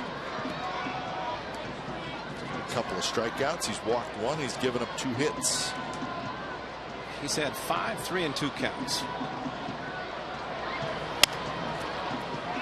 Giovitella on the grass quickly to first, and they just get Ike Davis 1 away. Yeah, maybe not quite as sharp as we've seen him. Maybe not the control there, but as you said, the curveball's been such a great pitch for him. Well, and for he and his catcher to recognize that, that's what makes it such a good day for him so far. But question with the pitch count, how far he's going to be able to go. But hard to believe that his 13 wins last year, and maybe could have been considered a Cy Young Award winner. Yet he had a game against the A's on the 30th. He did not make it out of the first inning. 2/3 of an inning. That's right. And of course, Brandon Moss hit the grand slam, but 2/3 of an inning he was out. And of course, when 13 wins, but you go 2/3 of an inning, give up 5 earned runs. That's like a reliever coming in, struggling. Can't take that away. His ERA is probably 2.3, 2.4. 6 of 12 first pitch strikes so far. Inside corner call to strike to Butler. Butler hit into a 5-4-3 double play in the first.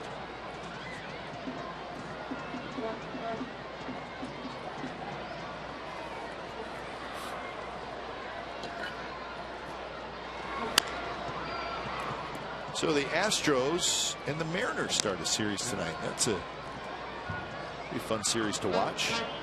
In Houston, both teams playing well. Of course, the Astros are very hot. They've won 6 in a row and 10 out of 11. Ball sliced down the right field line, foul. Mariners have won 3 in a row and 5 out of their last 7. And that is a 4-game series that starts tonight in Houston. Paxton for Seattle, Feldman for the Astros.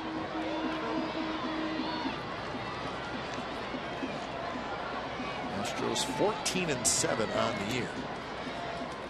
Remember, Houston last week went to Seattle and won 2 out of 3. And remember, the Astros do not want May to come. No, that's true. They're digging April. That is the type of team that says, please, let's play April all season, because they've had a great start to this new season. But and Billy Butler chases a breaking ball in the dirt. Strikeout number 3 for Richards. A's are introducing the all-new President Suite. The luxurious President Suite is located above the first base bag and includes an extensive high-end food and beverage package featuring chicken kebabs, Capri sandwiches, sausages, sliders, salads, desserts, soda, water, beer, wine, more. For more information, call 510-638-GO-A's or visit athletics.com/president. And we just hope that our good friend Delores can say, let's broadcast a game from the President's Suite, because that's a pretty good menu. It's just a matter of time. Take VI up there and Joe, take the whole crew right in the presidential suite. No wonder Reddick, who had a deep fly ball to right field his first at bat, put a nice swing on it, just came up a bit short.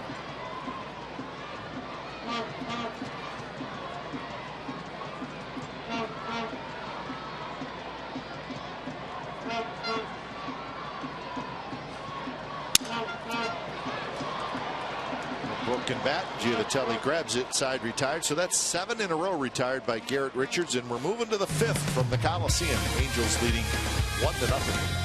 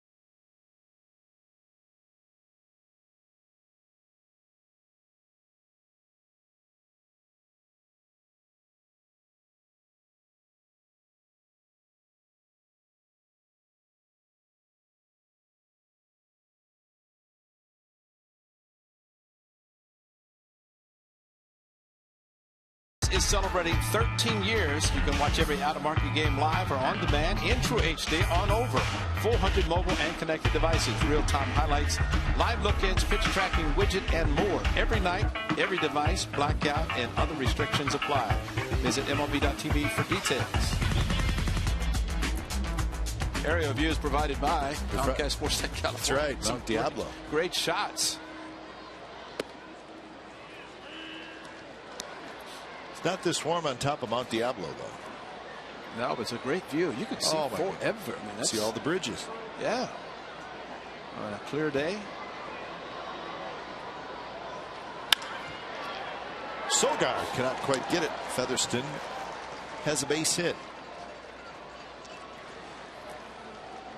And I believe that is Major League hit number 1 for Taylor Featherston. So congratulations to that young man.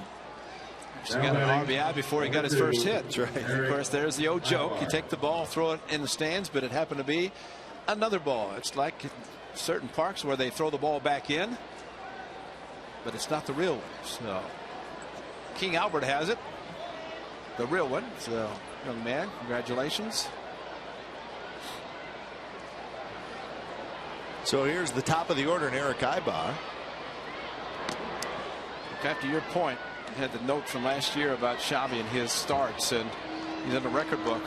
1 run or less in the first 4 starts last year, and he didn't get a win until his 4th start. Yeah. You don't want to be in there for that. No, that's not a record you want, but he was unbelievable in his first 4. A couple of those had to be won by the A's in extra innings. Well, we said it last year and said it again this year, where he really pitched well last year. I mean, he could have won 11-12 games last year. Yeah. He finished 8-8.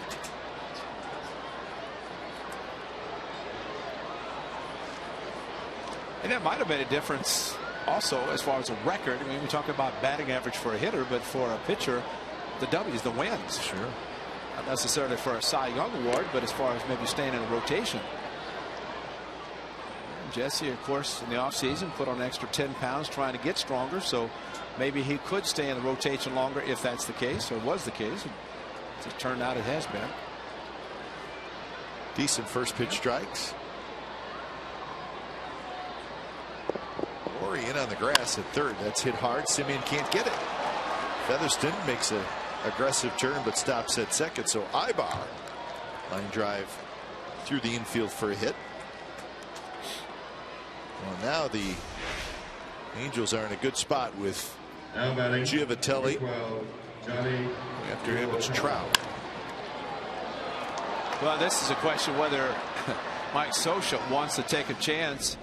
I mean, Giovatelli bunt and opening up first base, because Mike Trout more likely would be intentionally walked to face Calhoun. A's are expecting a bunt. The scary thing about this is that we're first and third on the grass. Now, Ike Davis starting to move back a little bit, but it's going to be a hit and run. It could be anything except a bunt, because if he is successful, Mike Trout, I would be shocked if he's not intentionally walked if first base is open. He's that good of a hitter. Probably reason enough to not bunt. Exactly. But they are going to square around. A chance. Begley picks it up, fires to first in time. And that does surprise me a little bit, only because with Pujols out and no more Kendrick, no more Hamilton. I mean, in this game, you just don't ever want to take the bat out of Trout's hands, and that may be the case right here. We'll see.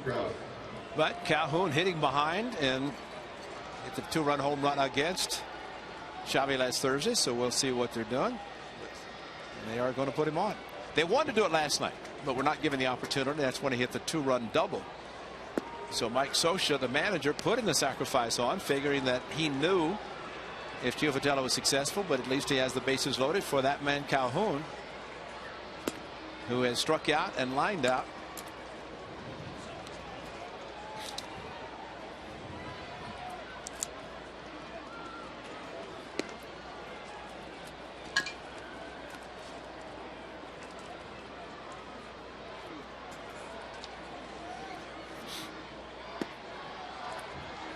So Trout walks to load the bases, and Mike Trout's our 4th right choice. Youngest American League Rookie of the Year ever back in 2012. 21 years old, 58 days. Willie Mays and Trout only players with 2 seasons of 320 average, 25 homers, 30 steals. 2nd youngest All-Star Game MVP. Last year the American League MVP. On and on and on. And he's sensational. What can you say? Youngest American League most valuable players. Vida Blue was 22, Trout 23, Cal Ripken Jr. 23, Vida 1971. So a huge point in this game. Top of the 5th. The bases are loaded and 1 out.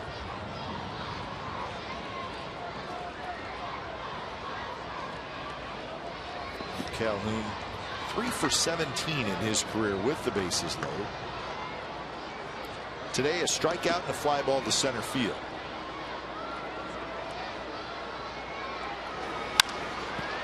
Pass Dyke Davis into right field for a base hit. 1 run scores.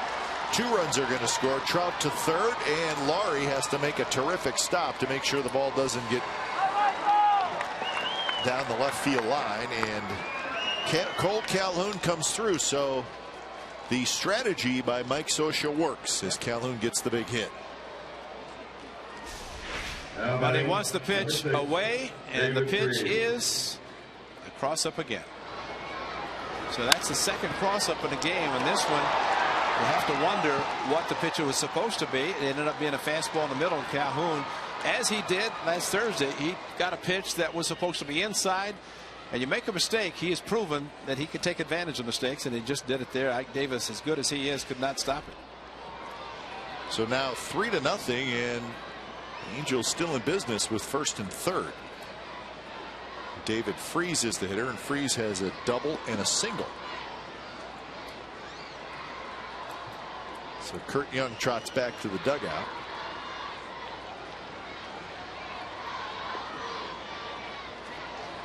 Dan Otero starts to throw for the Athletics.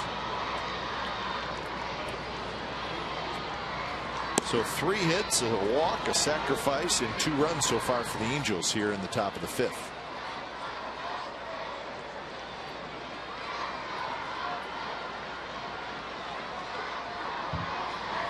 And the first pitch to Freese in for a strike.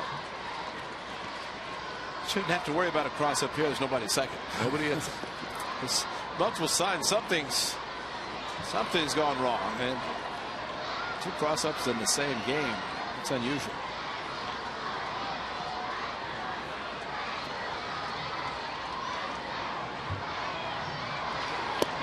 Freese taking again, and this one on the inside corner for a strike. So 0-2. C.J. Cron, another right-handed hitter, waits in the on-deck circle.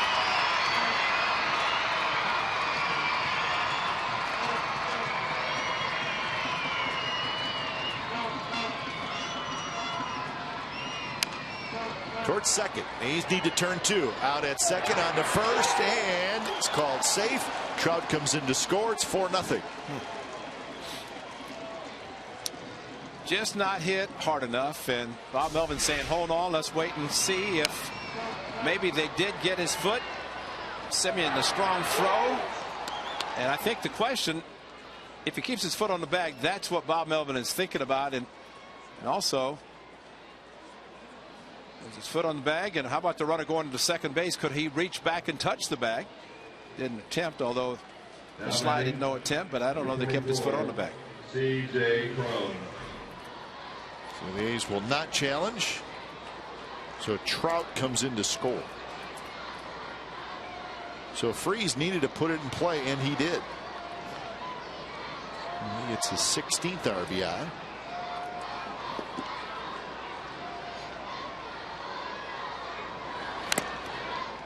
Foul back to the screen. So now 4-0 Angels in the rubber game of this series.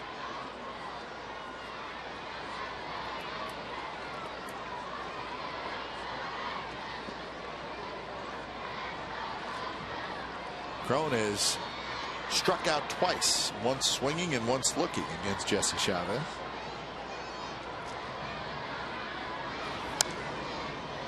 And quickly behind in the count 0-2. You know that's going to happen when you've struck out your first 2 at bats, and you're going to fall behind 0-2. Hey, I've seen a lot of pitches. The results have not been what he'd hoped, but I've seen a whole bunch in the first 2 resulting in strikeouts.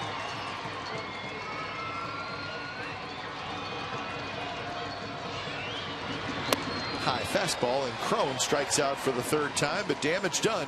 Angels score 3 times. We're headed to the bottom of the 5th. It's 4-0 Angels.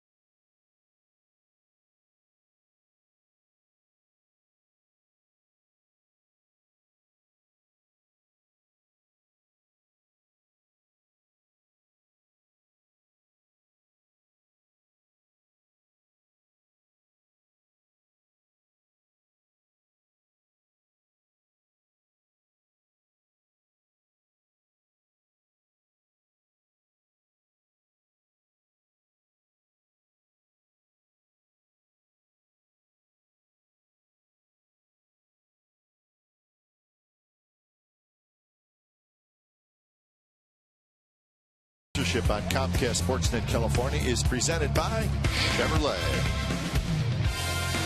So some work to do for the Athletics as they trail 4-0. Those folks are not worried about the score. They're enjoying a cruise around Lake Merritt. I'd rather be here. That's right. Even though it's 4-0. Who wants to exercise? That's no fun. Especially pounding the knees and ache enough just sitting here, much less get out there and pound on the concrete. Dan Otero was up. Now Eric O'Flaherty as the A's trying to get back in the game. Garrett Richards, the number of 3-2 counts, pitch count. Number 70 coming up. A little cutter.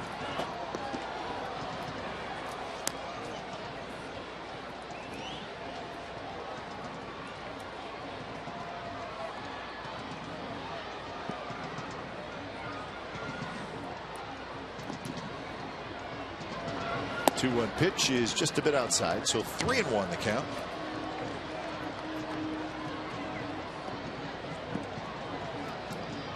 Laurie hit a fly ball to right field in the 2nd inning. Canada follow, and then Sogar. And not close, and Laurie bends back out of the way and then heads to first with a walk. And a lot of times a score will dictate what a pitcher does, and with a scoreless game or 1-0 or 1 run, he was going to the curveball, 3-1, 3-2. Now he gets a 4-run lead. He goes fastball and back to being erratic with the number 1 pitch. So here's Canna. Had a base hit to right field in the 2nd inning.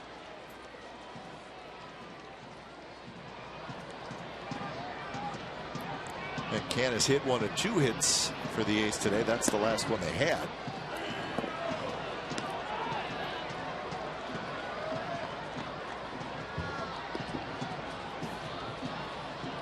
Tigers and the Royals will play tonight. Another intriguing series. Game for that series will be in Kansas City. First of 4. Tigers 15-7, Royals 14-7. Simon for the Tigers, he's 4-0. Duffy for the Royals, he's 1-0.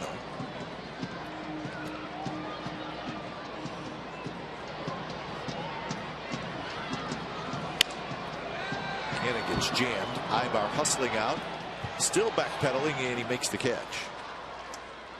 Fighting that sun a little bit. So 1 away for Sogar. The Tigers-Royals series. That's the first matchup of the year between those two teams from the Central. Ibar with the flip, the old traditional old style flip sunglasses. There's it. Puts them underneath and then taps his bill of his cap and they fall down. So, and supposedly those are the best to wear on sunny days. The best UV and also as far as being able to find the ball in the sun. But are they as stylish, Ray? I mean, that's really what's most important. But you want something that helps you become a good player. And that's Steve Lucinich, because I don't know how many companies even make them anymore. You just don't see them because they're not the wraparounds. But those wraparounds, while they look good, you look up in the sun, that's a hard sun to find the baseball. That's a wraparound. But Ibar old school. I'm not surprised to see him wearing those flip down glasses. Out at second, on to first, and that's a double play. So Featherston started it, Crone ended it, and it's a 5-4-3 double play to end the bottom of the fifth.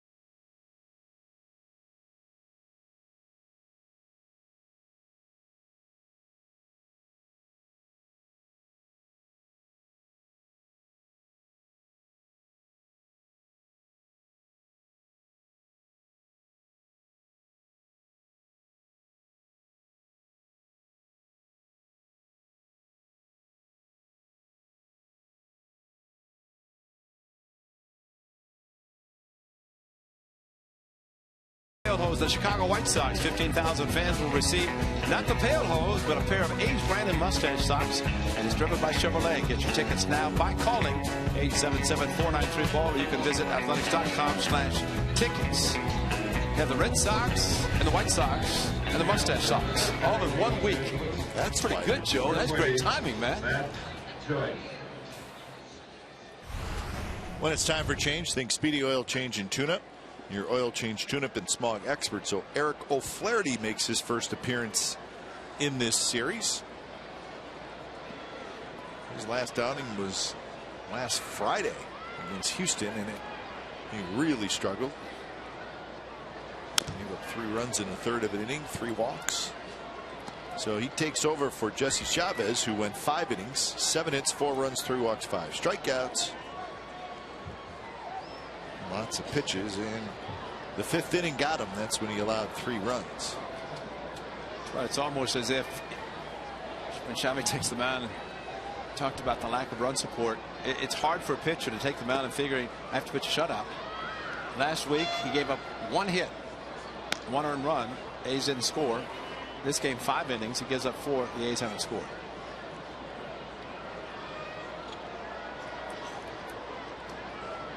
A's need Eric O'Flaherty to get back to the point of being able to come in and get lefties and righties out. And you referenced he came in and walked the first 2 batters after the A's had tied it. Hanna makes a sliding catch. Matt Joyce can't believe it. That's a double that Ike Davis robbed him of in this base hit. But welcome, you know, the big leagues. Defense is a huge difference, and That is a very good play in the heel and went up in the webbing and got a snow cone on top of it. Just rolled straight up, and by the time he showed it, a little vanilla ice cream cone.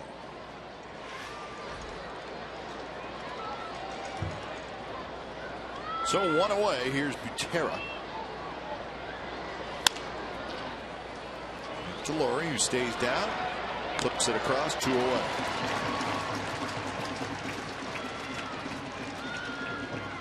And that'll bring up Taylor Featherston, who got his first major league hit in the 5th inning, which was a big deal to him, and it ended up being a big hit in this game because it started a 3-run rally. This is the hit. Opposite field, and when you can do that, you're going to get a few hits. Trout remembers his first hit. They threw his ball, or what thought was his ball, in the stands. This one was just the old decoy. Slider, a strike to Featherston. Featherston was a Rule 5 draft from the Colorado Rockies.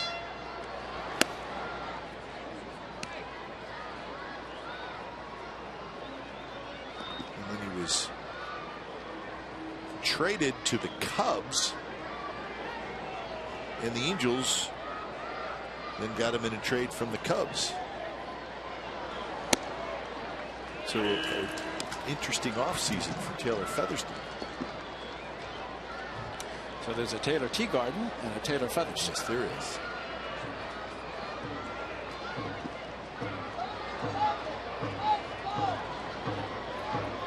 Flaherty looking for a solid inning after a tough outing in his last time out.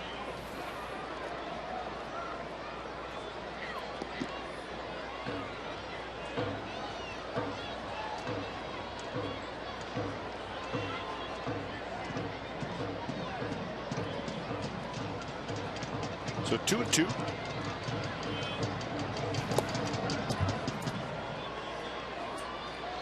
And now the count 3-2.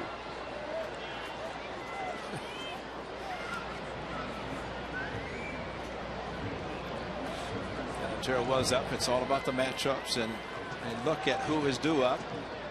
It's going to be a lefty or righty facing them.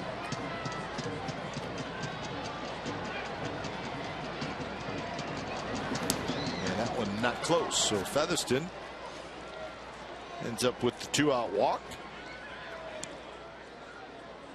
So that's 4 walks issued by A's pitchers today, and we'll head to the top of the order, and Eric Ibar, who gets his 4th at bat. This is the 6th inning. And what Featherston did in the 3-run 5th inning, and that's the bottom part of the batting order, and it's nothing against the guys, but it's where they're hitting. They're hitting there for a reason. Featherston getting his first hit, but you put him on, whether it be a hit or a walk in this time, sacrifice his first at bat, doing all the things I'm sure Mike Scioscia is very happy to see him do. So a piece of the bat goes down the third base line. The ball goes down the first base line.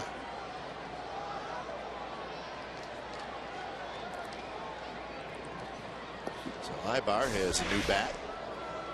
Watch the bat and the ball. That's right off the end of the bat. Just barely got it. Where's Laurie going to field the bat or the ball? Sure, both. And then shake hands with the third baseman.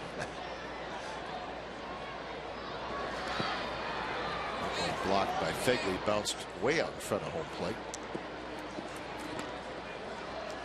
I guess Marcus Jensen could be very proud of himself, because last night Stephen Vogt a remarkable job blocking balls.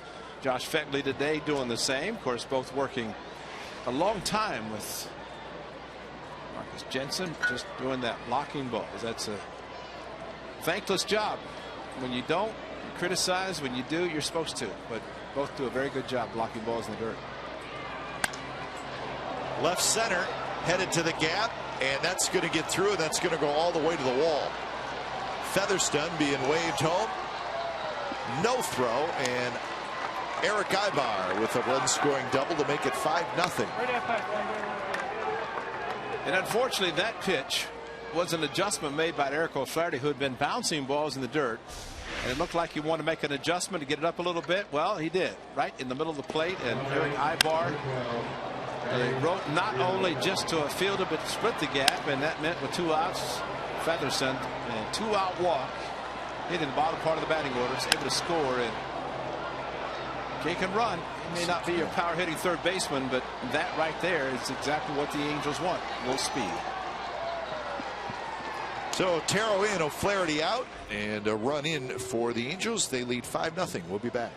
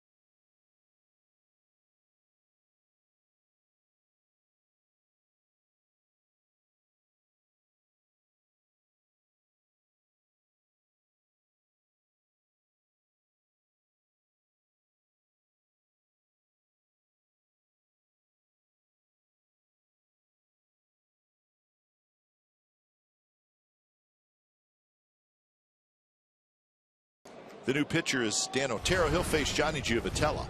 Otero pitched last night through just 1 inning and 12 pitches. So overall appearance number 10. And this is the 23rd game for the Athletics. So Giovitella, the hitter. He's walked, singled in a run, and had a sacrifice. So in the box score, he'll be 1 for 1 so far. Josh Figley making sure that they're on the same page with the runner second. Multiple signs. I guess when you're crossed up a couple of times, you want to make sure that the signs are simple.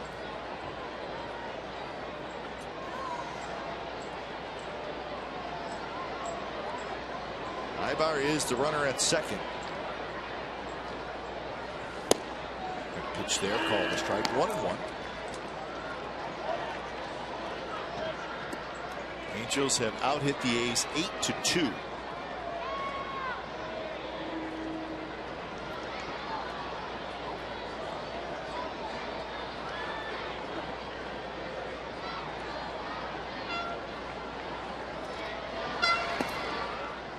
Nobody really holding Ibar on. 2 outs.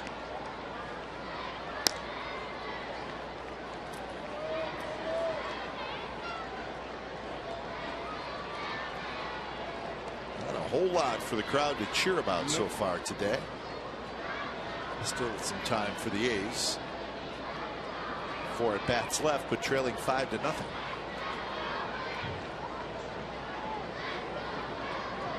Outfield very shallow. They'd like to have a shot at Ibar on a base hit.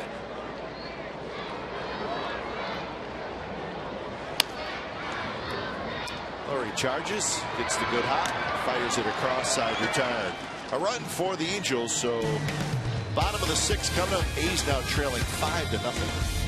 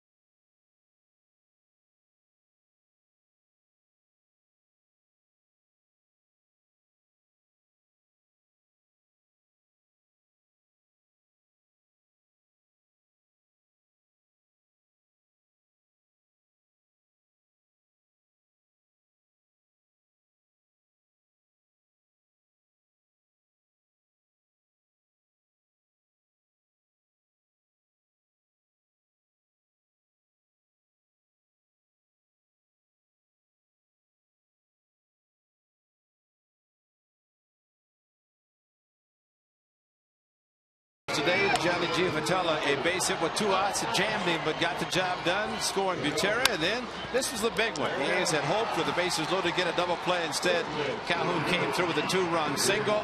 Garrett Richards, no fastball today of anything to talk about, but the curveball has been outstanding. He's thrown it 3-1, 3-2, and he's gotten through 5 innings and pitched very effectively. And that's the reason the A's are trailing 5-0, getting just 2 hits. Find out what's possible with AT&T. Call 1-800-PICK-ATT, mobilizing your world. Fegley to lead it off. Richards back out there. 5 shutout innings so far. The out breakdown. 6 ground ball outs, 6 fly ball outs, and 3 strikeouts. He's got 2 double plays. Butler in the first, Sogard in the 5th, so that always helps. And there's that curveball that drops in for a strike.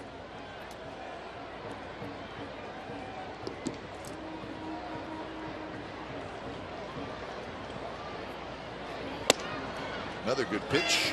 1-2. Fegley fouled out to first. His first at bat. He'll be followed by Foldin Simeon. Up the middle. Ibar cannot quite get it. So Richards threw another breaking ball, and Fegley rolled one into center field. You start to recognize, taking 5 innings, but start to think that the only pitch he's going to throw consistently for strikes is the curveball. Not a great pitch to hit, but that is the base hit for Fegley. Canna got a 2-strike curveball to right field for a hit back in the 2nd inning.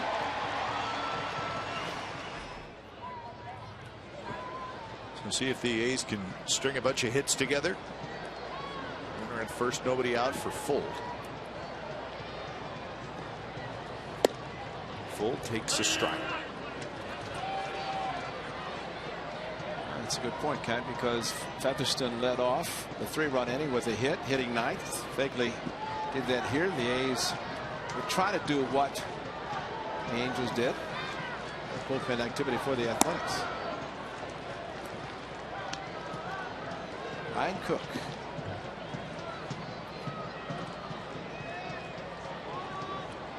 Featherston, the third baseman, is right at the cut of the grass.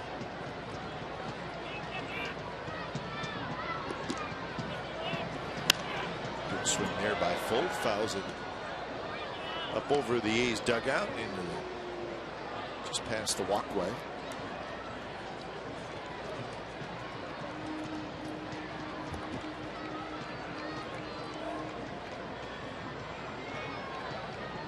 Keep it score.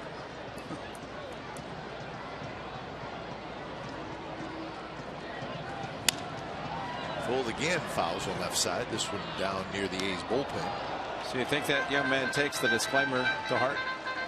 Copyrighted broadcast presented by, so he's keeping score. That's right. But maybe he gets to the point of the game and says, I'm finished keeping score.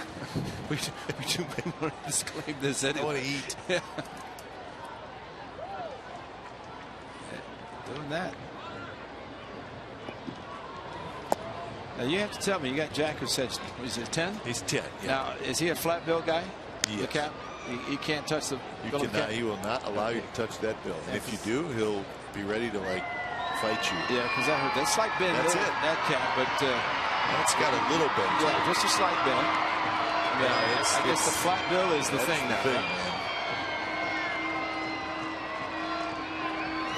Swing and a miss. Fold strikes out, so went right back to the breaking ball. You would think with all the 3-1, 3-2 counts that Richards has had today, his pitch count to be over 100, but he is not. And just another great curveball, varying the speed again, this time getting Fold to strike out. See the number in the box, 87 total. First pitch to Simeon is low. Yeah, so Jack gets his Little League hat, right? He's on the Royals this year. So he gets the Little League hat. And it's got a little bend to it. So I can tell he's thinking, like, I got to get this. So for 2 straight days, he had a stack of books sitting on the on the brim, and it straightened out, so now he's happy. He was using his school books to straighten out his Little League hat. He's studying. Sounds like something his dad would have done. You probably used a brick. Study later, get that brim straight. And it worked. What if they do the reversed flip? You know, instead of bending it, you reverse it to get it straight a little bit. Well, remember when players used to fold them in, stick them in their back pocket? You know, the guy, that's right. Sure. I'm thinking of Brian Harvey. Remember, he became the closer for the Marlins when they first came in the league? I mean, he turned his. Oh, yeah, he bent it. Almost like a V. Yeah, if not more than that. Like a rooftop.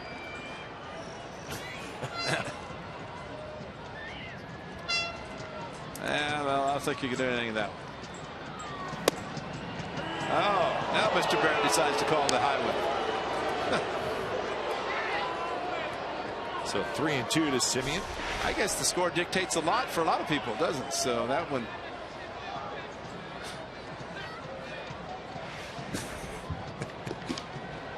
Those people are very attentive for the baseball game. They see everything that's happened. Semien checks his swing, and he gets the walk.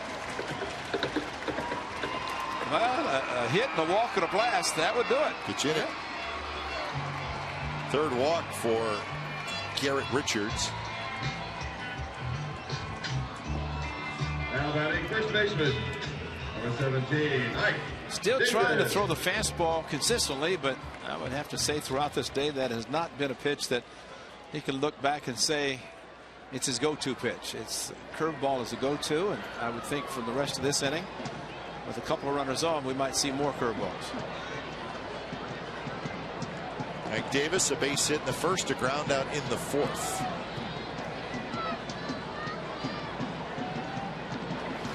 And with runners on base, there's really no shift for Davis, although Ibar's playing over fairly close to second base. First pitch curveball to Ike Davis after missing back-to-back fastballs, although one was called a strike.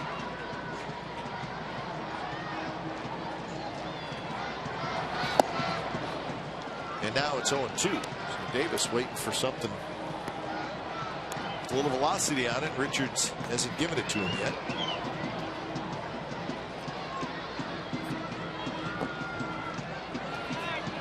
Butler is the on-deck guy. Mike Morin starts to throw.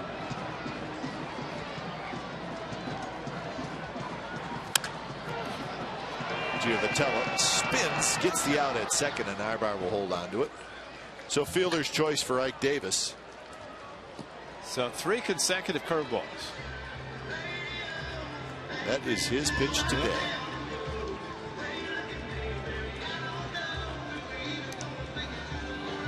It's funny, usually you think of a guy who throws a curveball, A, to get ahead, and B, to maybe strike somebody out. But for him, it's almost like he's throwing a sinker in there. Something with some downward movement.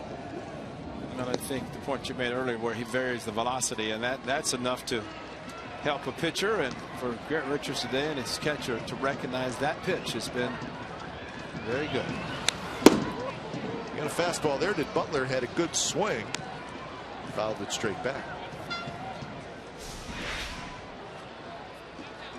Yeah, jumped on the fastball, and remember Billy Butler swung at a curveball in the dirt in his previous at bat.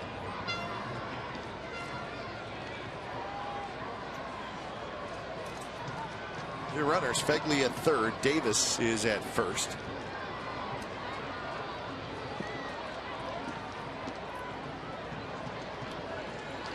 Richards closing in on 100 pitches. Plenty of action in the Angels bullpen. Butler fouls it at the plate. Spins out toward Richards. So 0-2. Butler one hit in his last 21 at bats. So the first tough stretch for Billy Butler this year.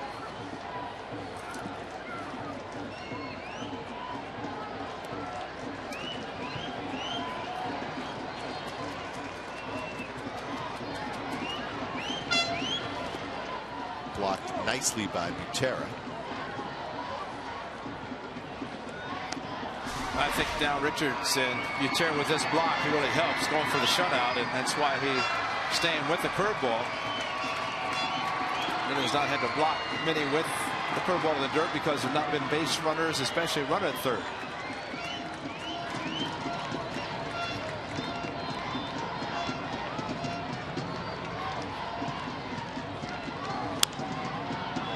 Comes to pass Mike Gallego. The last inning for Garrett Richards. Richards 100 pitches in his first start, 98 pitches in his second start, and right at 100 here today.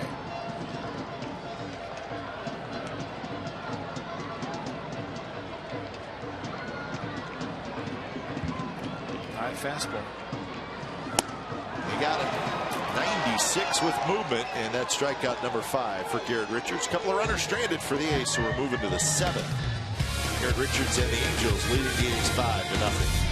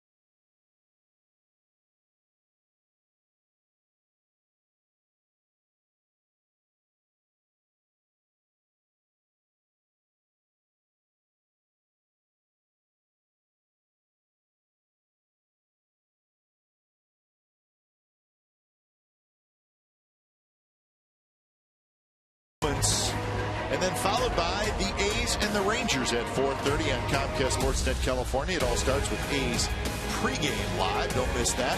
And it all leads up to boxing's premier fight, Mayweather-Pacquiao. It's live on pay-per-view from Xfinity. Order online now at Xfinity.com. #boxing. So that's all coming up on Saturday. Huge boxing match, the Kentucky Derby, and the A's and the Rangers. That'll be game 2 of that 3-game series down in Texas. And we'll see the Rangers. When it's time for change, think Speedy Oil Change and Tune-Up. Your oil change, tune-up, and smog experts. As Cook comes in here in the 7th inning. Cook struggled last night, and I'm sure Bob Melvin's thinking, let's get it back out there. And not a bad idea. And a little different circumstances. Cook very upset with himself last night and the results of the game in which he knew and tried to make some adjustments, just didn't work out for him.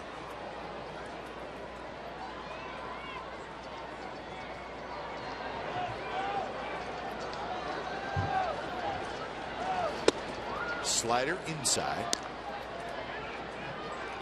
So as we get set to go to Texas, Rangers with a 7-14 record, not scoring a lot of runs, struggling.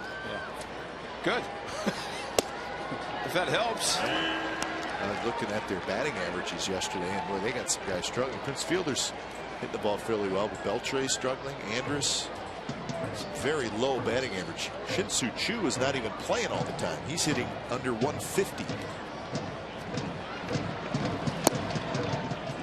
Of course, the Josh Hamilton trade sending Hamilton to the Rangers, but Hamilton is, sounds like maybe mid-May at the earliest. You've got to play some rehab games. Really kind of like Coco with the A's, because you miss spring training. You don't get at bats there, then you have to get them sometime. And as we've mentioned, position players have the ability to go to minor league rehab for 20 games, 20 days, and pitchers for 30. And I think that's something it's very good, very important, especially if you haven't got a mess, because these pitchers, I'd say, a pretty good chance they're midseason form now. Sure. Ready to turn the month of May tomorrow. 2-2 to Trout inside. But as I look at the schedule, Ray, and talking about Hamilton and when he would play, the Rangers will be here June 9, 10, and 11. So I would imagine he'll be playing by that time. See if he can turn it around.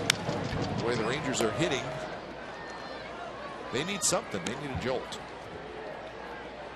And it goes back to, I'm sure we'll talk about it the weekend, when you have a chance, you're within an out of winning the World Championship twice, and you don't do it. The Cardinals came back thanks to David Freese, who is now with these Angels, but you come that close to winning and you don't, you never know how quickly you're going to get back. Fair ball headed down the left field line into the corner. And Trout has a stand-up double, so his first hit today. So has a couple of walks.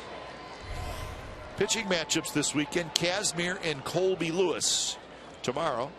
Pomeranz and Nick Martinez. Nick Martinez, who pitched a great game against the A's, he's been terrific this year. Look at that ERA, 0.35. And then on Sunday, Sonny Gray and Giovanni Gallardo. Well, that would be a opening night rematch, right? Yeah, and Sonny's first start back in Arlington, Texas, since the final Sunday of the regular season last year. 2 shutouts for Sonny Gray last year, both coming against the Rangers, both in Arlington. Joe Pomeranz, who pitched very well against the Mariners his first start, trying to get back in the win column.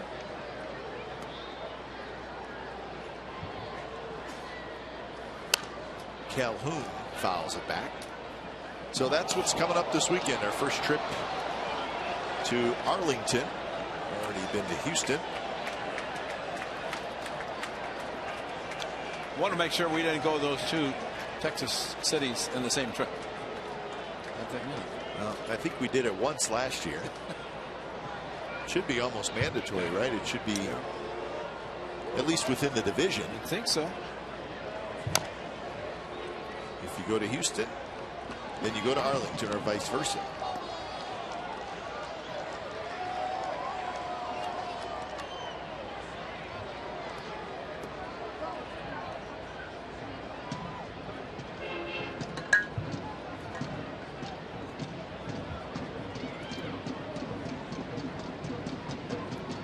So 0-2 to Calhoun, who is 1 for 3, a 2-run single in the 5th inning. That was a big hit in this game.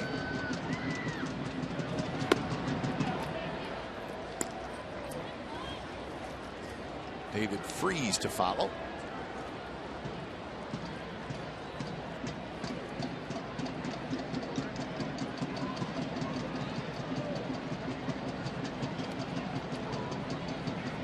Simeon trying to keep Trout somewhat close. And that's a base hit to right field, and Trout will score without a problem. So Calhoun has a 3 RBI game, and it's now 6-0. And a soft line drive into right center. Now back-to-back 2 strike hits, and see it more often. And off-speed pitch, change-up, base hit. And Calhoun, pretty good hitter, out on the front foot, kept his bat back, and that's always formula for success when you can do that instead of rolling over. And actually, the old theory about leadoff double, get him over. He got him over, it got him in. That's pretty good at bat. So 2 hits, 3 RBIs for Calhoun today. Here's Freese, nobody out.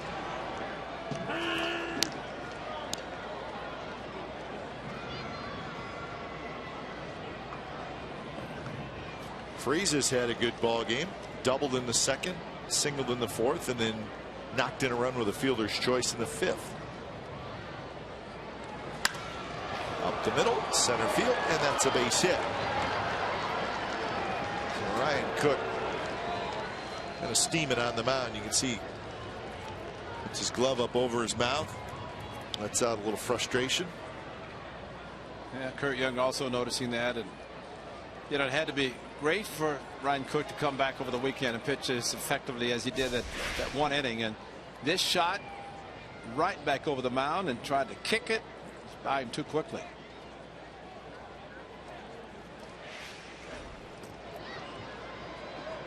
In the last 2 games, he's given up 5 hits, 4 runs so far. He's got 1 out.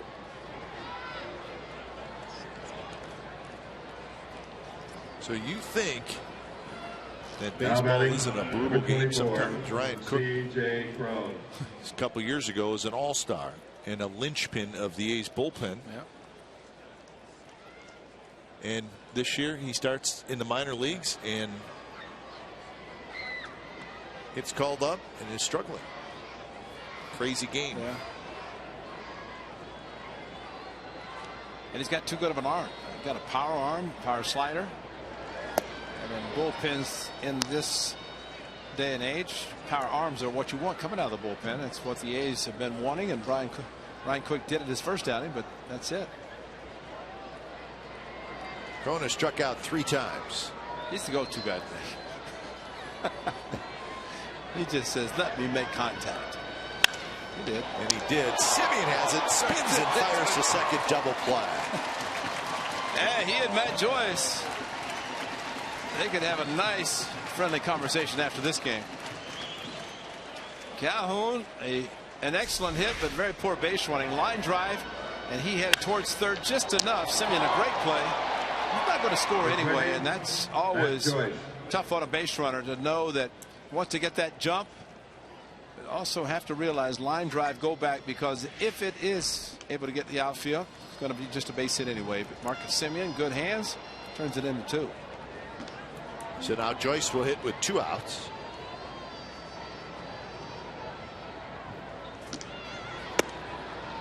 Joyce, fly ball to right, ground out to first, line out to left, and really his last 2 at bats, a couple of very fine defensive plays. He could easily be 2 for 3 with a couple of doubles. Instead, he's 0 for 3, and so it goes for Matt Joyce this year. He's now 9 for 66. And left-handers would tell you, as it's not a left-hander warming up, but lefties will tell you there's a lot of lefties in the league. But really, there are not as many lefties as there are right-handed starting pitchers. And with Josh Hamilton now no longer with the Angels, it's Colin Cowgill and Matt Joyce, because Calhoun's in right, Trout in center, and it's pretty much the left field position open right now for 2 players. And Joyce gets the right-handers. Calhoun at this point getting the lefties, or Cowgill. Simeon shading his eyes, but Laurie takes over, and Laurie has it. Side retired. A run on 3 hits, and it's the 7th inning stretch coming up 6-0. The Angels lead.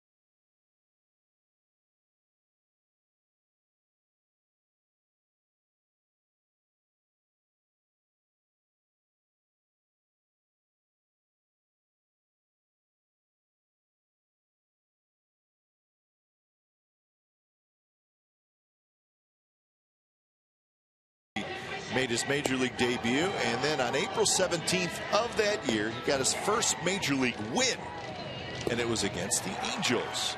Couple of innings, a walk, 3 strikeouts. That was before he started closing games for the Athletics. But those were the 4 years with the Athletics. Pitched in 247 games and had 94 saves. And was traded to the Rockies after the 2008 season in the Matt Holliday deal. See that pose with the fist like that? Followed Dennis Eckersley. Yeah. The next number was retired. Houston Street brought out the gift for Dennis Eckersley, and maybe watched Eck close games and figure that fist looks pretty good, pumping the fist. But he has been an outstanding closer in his big league career. Continues now with the Angels. So Richards is back out there. So I was wrong. I should have known better. Well, we'll have to ask Mike Scioscia, Mike Butcher, because maybe that's another person out there. Because I agree with you. You get 100 pitches in this league, but he could have said to Mike Scioscia, Mike Butcher, I'm okay, but Mike Scioscia said, I'll give you a batter, and he just gave him the batter, and that's it. So Reddick singles to left, and that will do it. So 103 pitches, 6+ innings, and Richards is done, and he leaves with a 6-0 lead. So when it's time for change, think Speedy Oil Change and Tune-Up. It's your oil change tune-up and smog expert.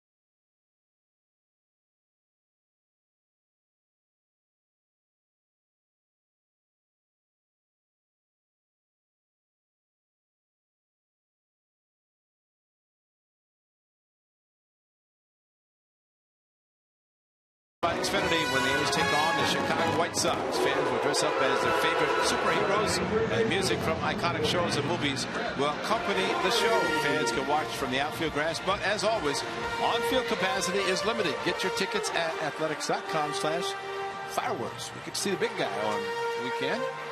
Big guy Hawk Harrelson will be in town. We love Hawk. That's right. 6+ for Richards. 103 pitches, and the new pitcher is Mike Morin.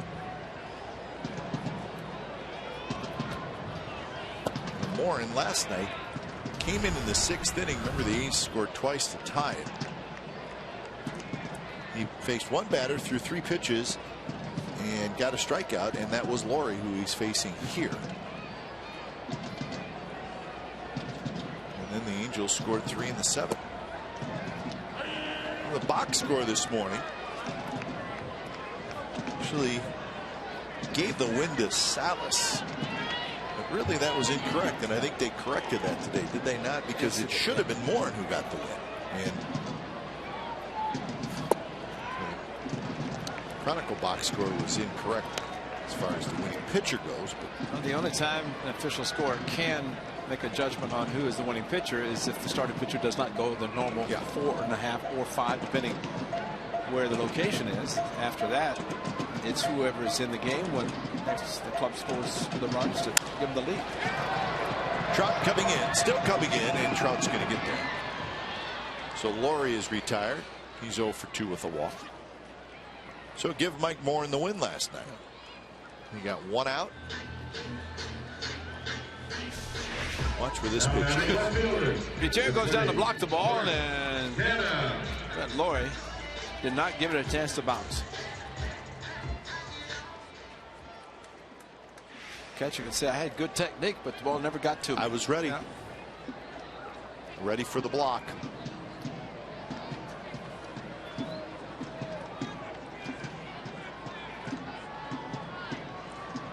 First pitch to Marcana, right in there for a strike from Morin.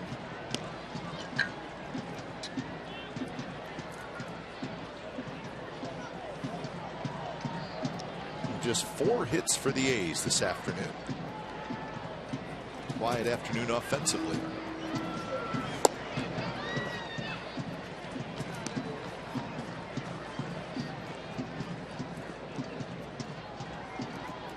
I think of the A's for a couple of years, like every month was a winning month, and all of a sudden it didn't happen. And to get back to the point of being a 500+ month of the season, and definitely this is not going to happen. But there's always May, and that's why when you don't have a winning month, you always look forward to the next one, turning the calendar, and that what happened tonight for the A's, fortunately.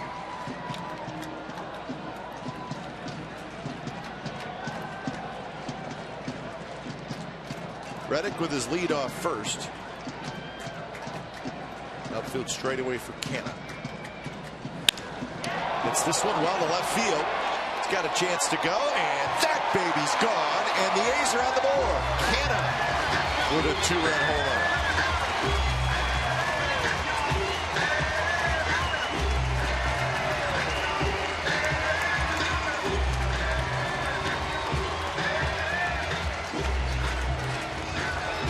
Yeah, the good old high fastball hitter, and Mark Canna. We saw it earlier when he blasted one against Taijuan Walker. That was his other home run. So Josh Reddick singled the opposite field, and Mark Canna a blast. And Mike Morin knew it. You could just see his reaction, knowing that he'd just given up a shot. So the A's are on the board, and maybe some late game magic for the club. So home run number 2 for Canna. RBIs 8 and 9.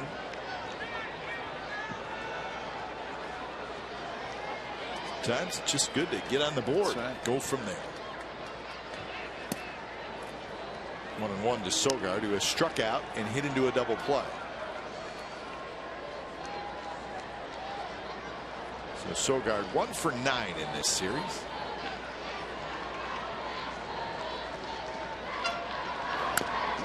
Another curveball rolled foul. And Morin, he's a big strong guy, but he really throws a lot of off-speed pitches.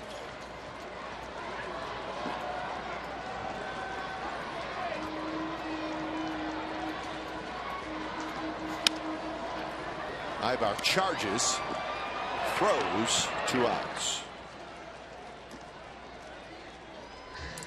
And that'll bring up Fegley. Other games tonight in the American League. Toronto is at Cleveland. The White Sox at Minnesota. And then, as we told you, the Tigers at Kansas City and the Mariners at the Astros. So a little bit of a smaller schedule around Major League Baseball. Only one other day game, and that was in the National League. Fegley with a liner foul. Cardinals beat the Phillies 9-3. It's almost a great grab by the fan down the left field line. Fegley. Dallaire, how about that? Dallaire just told us that's the first home run for the A's in a day game. So that part of it's done. Now they just need a win for the day game.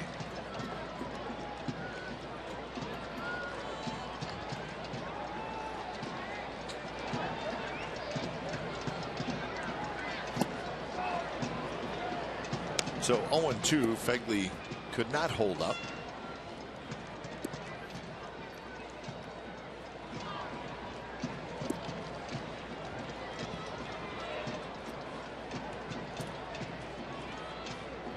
Fegley Wrigley had a base hit in the 6th inning. Taps this one right back to Moore. Jumps up to grab it. Hustles to first. Underhands it to first. Side retired. Mark Canha with a 2-run homer. His 2nd home run of the year. So the A's are on the board as we head to the 8th inning. It's the Angels 6, the A's 2.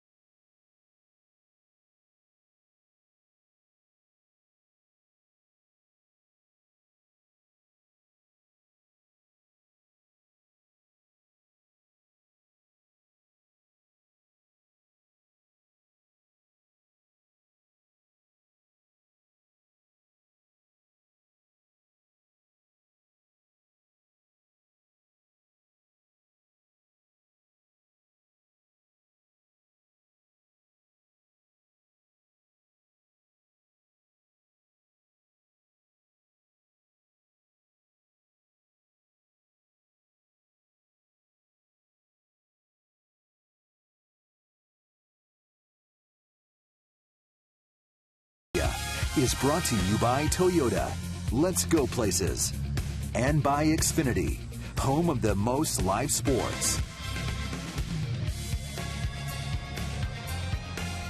Top of the 8th inning. It's 6-2. Angels leading the Athletics.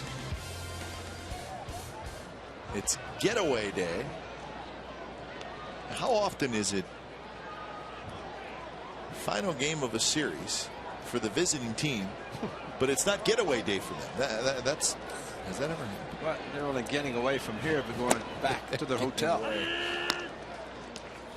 I guess the week that they have where they're staying in the Bay Area the whole time to play the A's and the Giants, I guess it could happen here.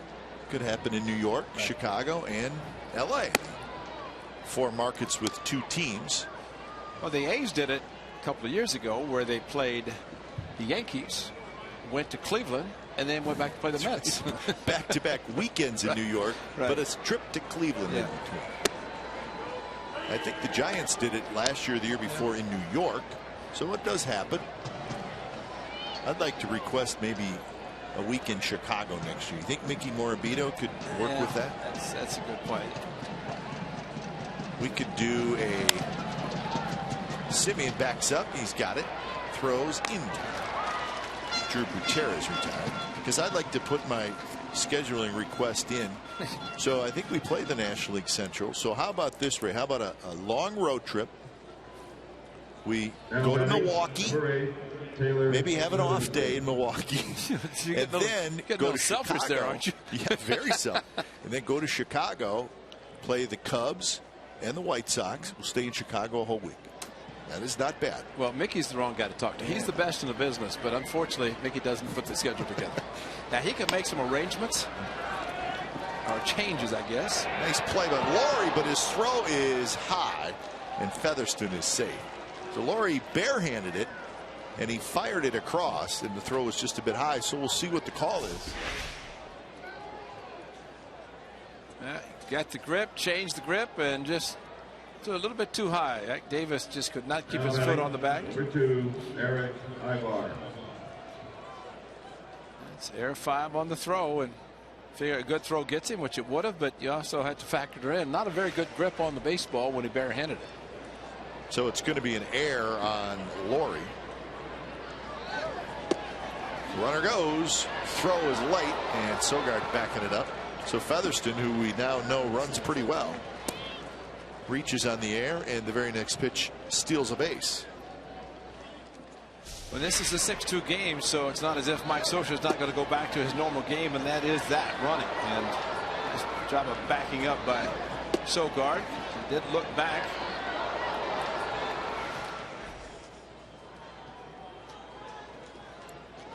So first career stolen base for Featherston. He got his first career hit back in the 5th inning.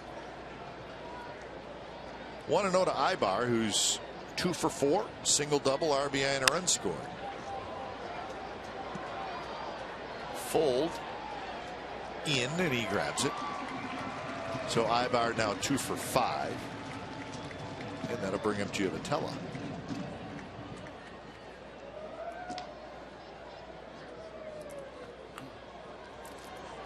Giovitella today 1 for 2, a walk, a single, and a sacrifice, and then a ground out.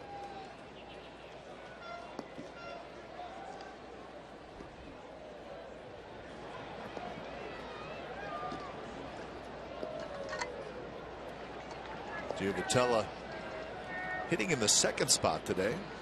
Spent the entire year in the 9th spot. Rolls this one up the middle. Sogard, nice play by the A's second baseman Eric Sogard. Side retired. So a runner left, bottom of the 8th coming up. 6-2 Angels lead.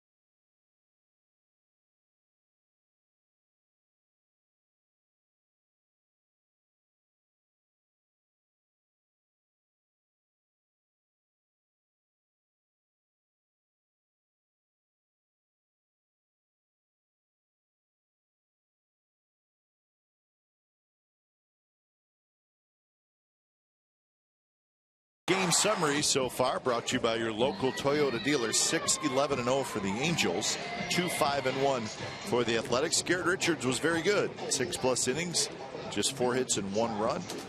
A couple of big hits for Cole Calhoun. Jesse Chavez gives up 4 earned runs in 5 innings. And the 2 runs for the A's came in the bottom of the 7th inning when Mark Canha hit his 2nd home run of the year. So when it's time for change, think Speedy Oil Change and Tune-Up, your oil change tune-up and smog experts. Joe Smith for the 2nd game in a row. Smith pitched the 8th inning last night, threw 13 pitches, no hits, no runs, with 1 strikeout. So his season off to a good start by the look of the numbers. So even with a 4-run lead, Mike Scioscia is going to go to his 8th inning setup man, Joe Smith. Fold this afternoon, a walk, a ground out, and a strikeout, and he hits this one hard, but right at Crone. Crone playing in around even with the bag, and Sam Fold is retired.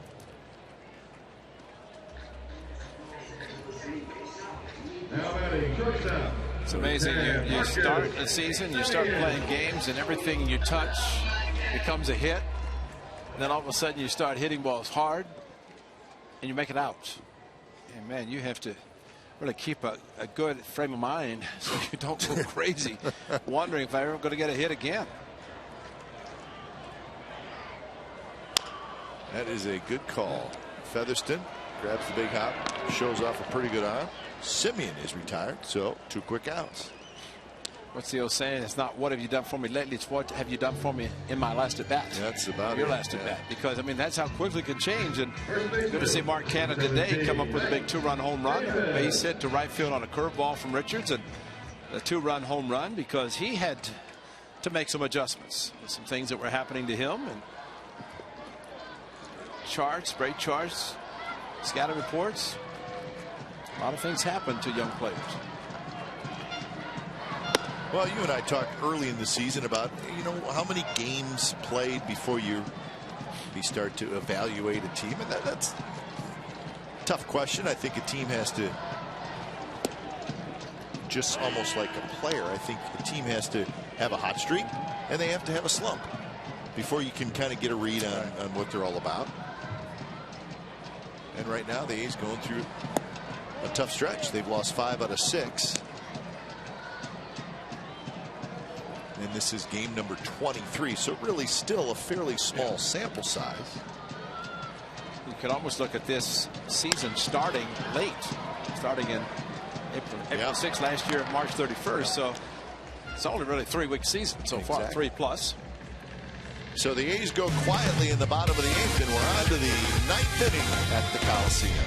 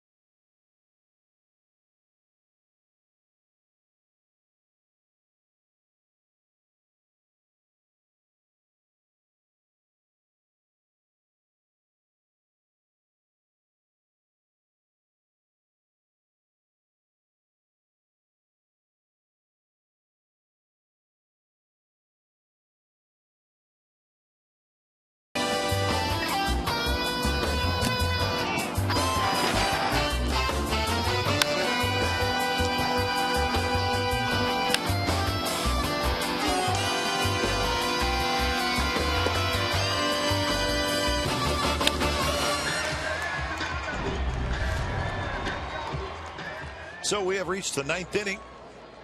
Final game of the homestand. 6-2. The Angels lead the Athletics. When it's time for a change, think Speedy Oil Change and Tune-Up. It's your oil change, tune-up, and smog experts. And here is Tyler Clippard. So Clippard pitching for the first time since Sunday when he blew the save against the Astros. So he's probably been jonesing to get back out there. He'll face Trout, Calhoun, and Freese here in the 9th. These 3 guys have done a lot of damage today.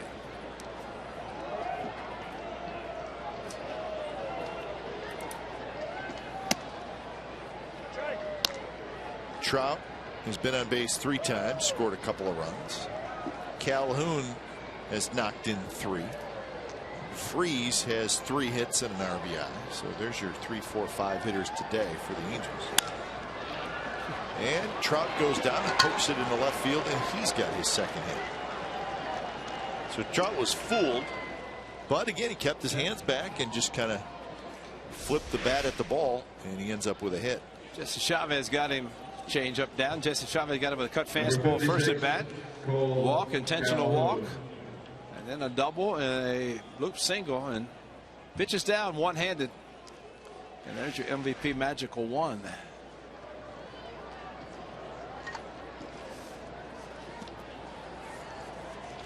So Trout 2 hits today, 4 hits in the series. And here's Calhoun. Trout was leaning.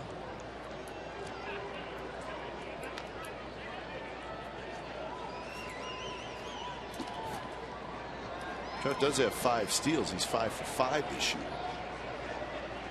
Angels only have 7 now as a team.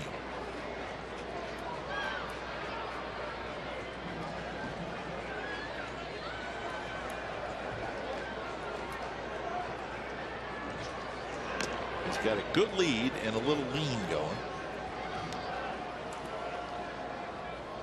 And I would have to say he's got a green light too. And Mike Scioscia very good about that with certain base runners. Mike Scioscia does control the game in many ways. He calls the pitch outs, throw overs, but I would say in the case of Mike Trout being the unanimous MVP in the seasons he has already had, that he's smart enough to know what he's capable of doing, and his running, I mean, he's low to the ground. He's like a fullback. He is one that I don't think you'd want to get in front of. I think Mike Trout's got a green light in life. He can do whatever he wants.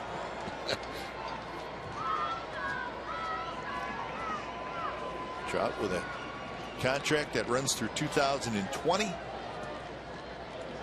$140 million worth. Let's see, he's 23. Just think what age he's going to be with the next contract.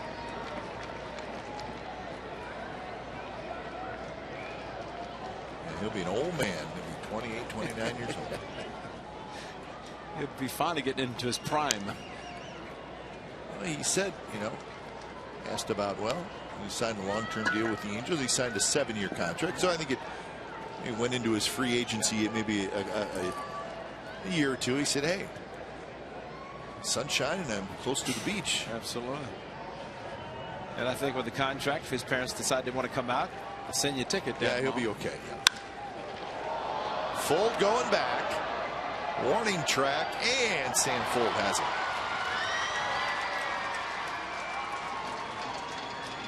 So Fold raced back. Does a good job out there in center field. So Calhoun heads back to the dugout, 2 for 5. David Freese.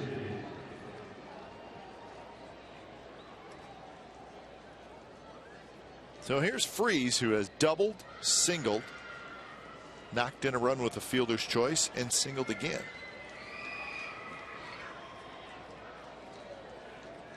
So 3 for 4 on the afternoon.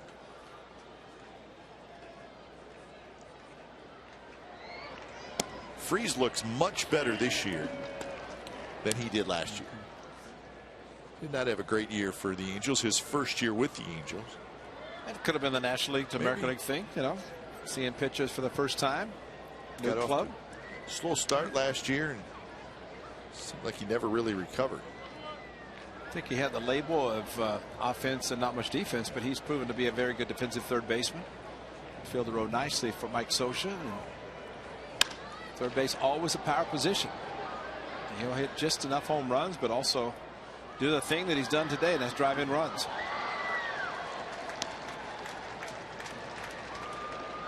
Somebody made a nice play down there.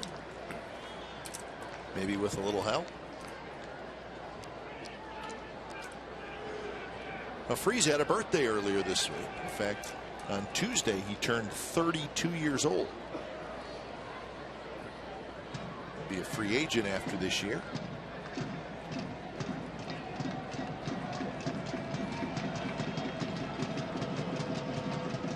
Trout goes outside. Fegley's throw is past Sogard into center field, but Fold hustles in, and Trout stays at second.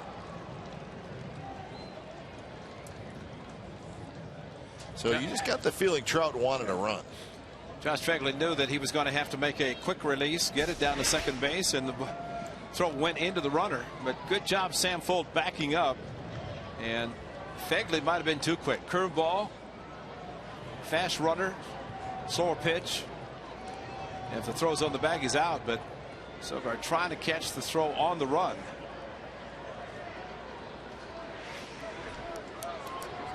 So now a runner at second and only one out.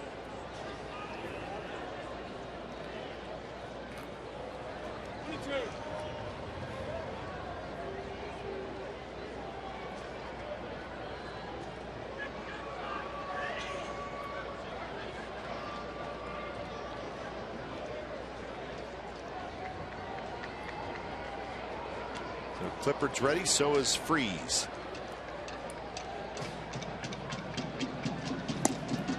Outside with that changeup.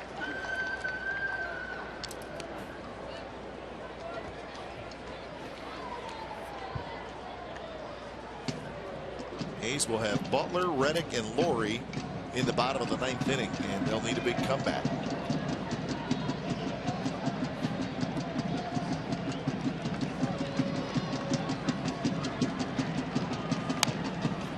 Clippard has it, checks on Trout, and Freeze is retired. Clippard, really a guessing game, I would think, if you're a hitter, because he throws that changeup a lot. And it seems like a tough pitch to hit. Well, it's the same slot as his fastball. I think that's why Evan Gattis doing what he did the other day. Sounded a high fastball. It was kind of a reaction on a fastball. And there's a changeup, check swing, try to hold up, did Freeze, but could not.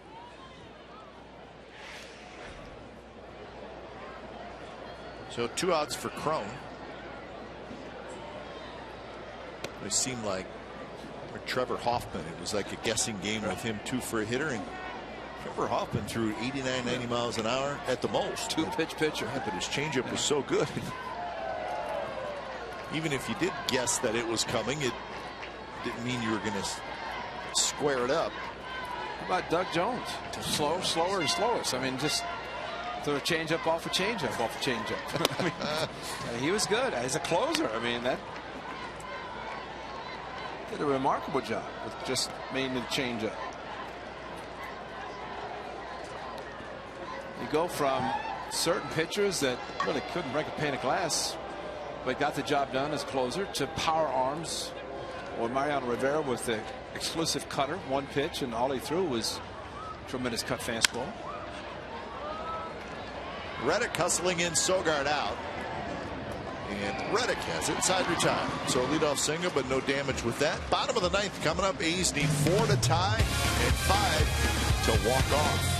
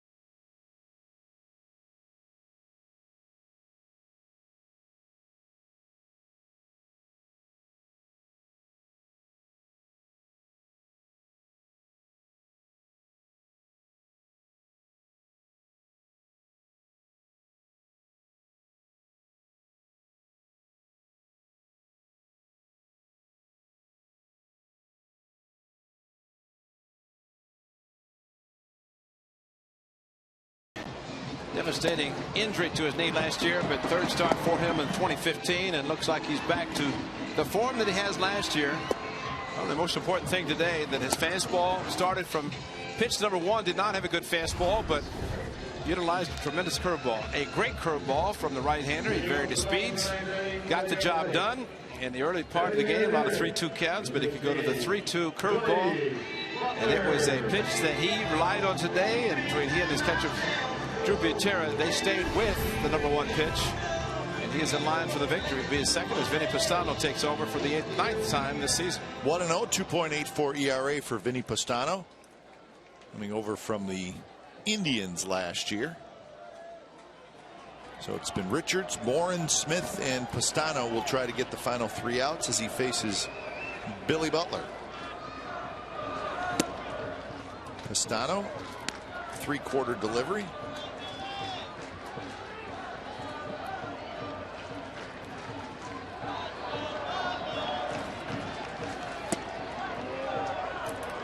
Butler is hit into a double play, and he has struck out twice. Join A's post-game live after the conclusion of the ball game here.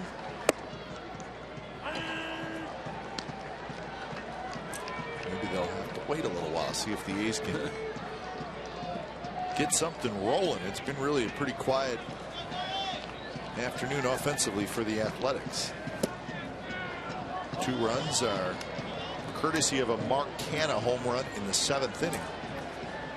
I like your positive attitude when you're doing the highlights. He said up till now.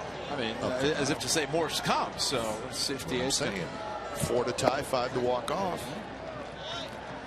Another 3-2 count. Garrett Richards used the curveball on the 3-2. See what Billy Butler gets from Pastano, the sinker slider pitcher.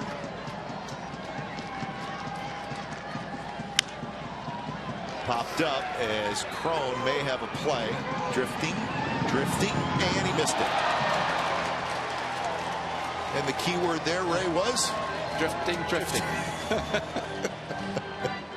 Yeah, it's tough to drift. You never know what's going to be happening with the wind, the sun. Hey, you know, sunglasses. And that's a tough sun. He followed it and just never put a glove on it. But he will get an error anyway. And he did. E3. And there is a sun up there, Mr. Crone, because it's been there all day. It's warm and one of the toughest sun fields in at least the American League.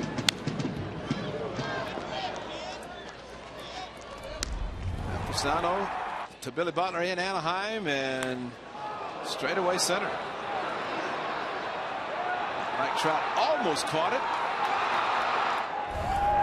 Billy Butler got it, but a couple of pitches to Pastano on this one. He's been pulling off a little bit. That's why the balls have gone to the right side. And it's a leadoff walk, so good start for the A's here in the ninth.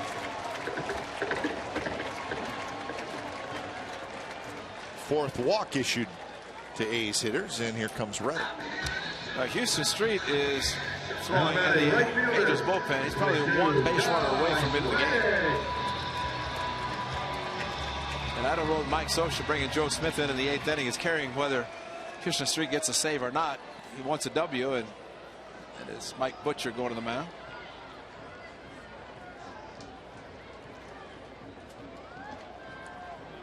Usually all the infielders gather around the mound. C.J. Cron said, I'm staying here. Yeah, got a couple strikeouts, 3 strikeouts, a line drive turned into a double play. They get an E on a fly ball, no sunglasses. So it's one of those days. I think I'll just stay at first base and think about this great day and how great tomorrow's going to be. Where there's not so much foul territory. Yeah, that's right. 5 for 6. Reddick in his career against Pastano. Laurie to follow. After Laurie, it would be Canha. It's just a 4-run game. It's not like it's I'm saying, a blowout. Reddick takes the first pitch low. Reddick is 1 for 3. He singled leading off the 7th and then scored on the Canha home run. And Street starts to ramp up just a little bit more. Reddick grounds it up the middle. Ibar cannot quite get it. He may have tipped it with his glove, and Country Breakfast is going for 3, and he's got it. So I think Ibar got a piece of that one. And Josh Reddick swung at a ball. I mean, Fortunately, it goes into center field, but this ball almost on the ground. Good sinker from Vinny Pistano. And maybe not being held at first base, Country Breakfast says, okay, you got to give me third, I'll take it, and turn on the afterburner. You can't fall asleep on speed like that, Ray. Next time they'll hold him on.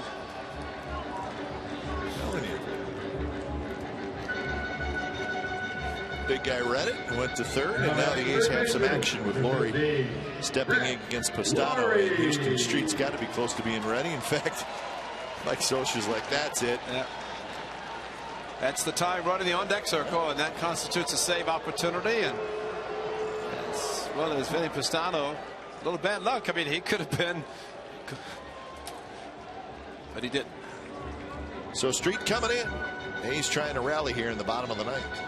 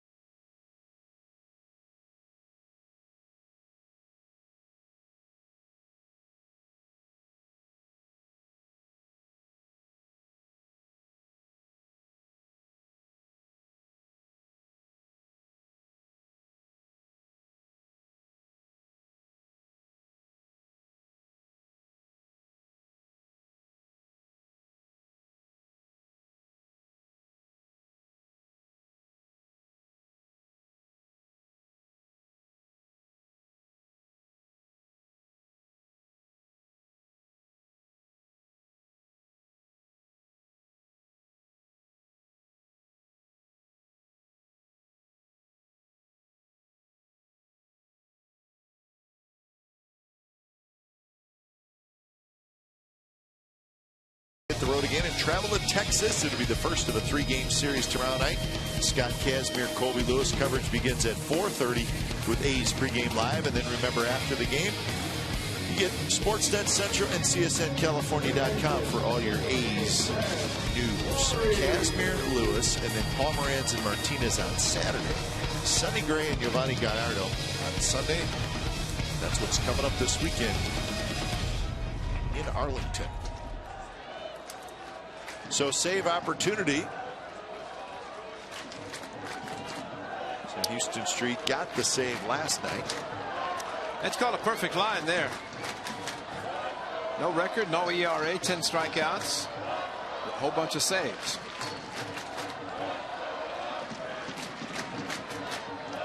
So the number 20 worn by Houston Street with the A's, and now wearing 16. I'd say Brett Lloyd probably get a first pitch slider. You think? Yeah. And it was. It hung up there a little bit, but moving away from Lauren, he swings and misses. Outside target, way outside, and I mean that's almost saying we're going to throw it to you. We're not going to take a chance of hanging it and have you bang one off the wall or in the seats for the hanging slider. So Butera moving again outside off the plate. Butler at third, Reddick at first, Canna in the on-deck circle.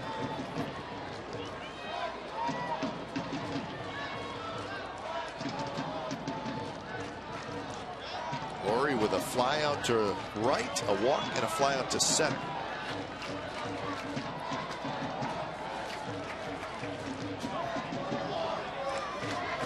One delivery, missed again outside, so now 2-1.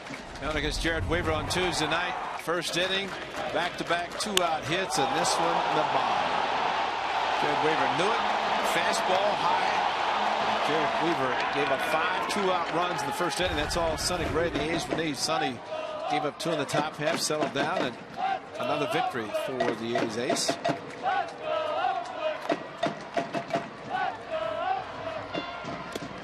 and a miss, and that was a fastball. In a little bit, 88 miles an hour. And really, Street's not going to throw a whole lot harder than that. Well, just running in about belt high, and maybe the fact that it came in. Brett Lawrie doing a good job looking outside off the plate, which is exactly what he should be doing because the number of sliders he's going to get.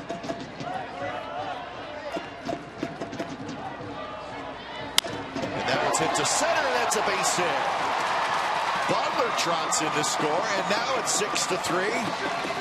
And the A's will get the tying run to the plate.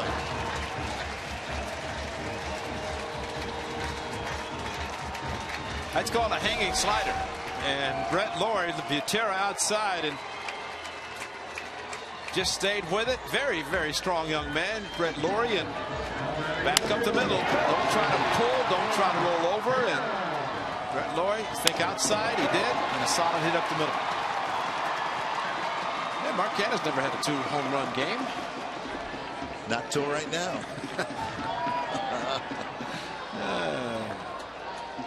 He'll get a slider too. And he's got a base hit to right field. Here comes Reddick. They're going to wave him home. Calhoun's throw is just a bit late. And now it's getting serious, folks. It's 6-4.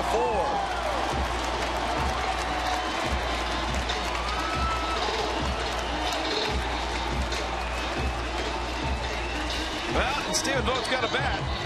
And nice job of hitting again by Mark Canha. Home run to left field, a curveball to right field in his first at bat off of Garrett Richards, and this slider, and Cole Calhoun, a strong throw. Gee, that throw to the plate, fortunately for him, it was good. Mike Gallego sending Reddick all the way. A couple of more runners could have advanced had the throw been a bad one, but it was a good one. Ibar is asking for sunglasses, and he's also pointing to Cron, maybe saying, Cron had his in his cap. Now he's going to get some. But Steven Vogt. So Vogt to hit for Sogard.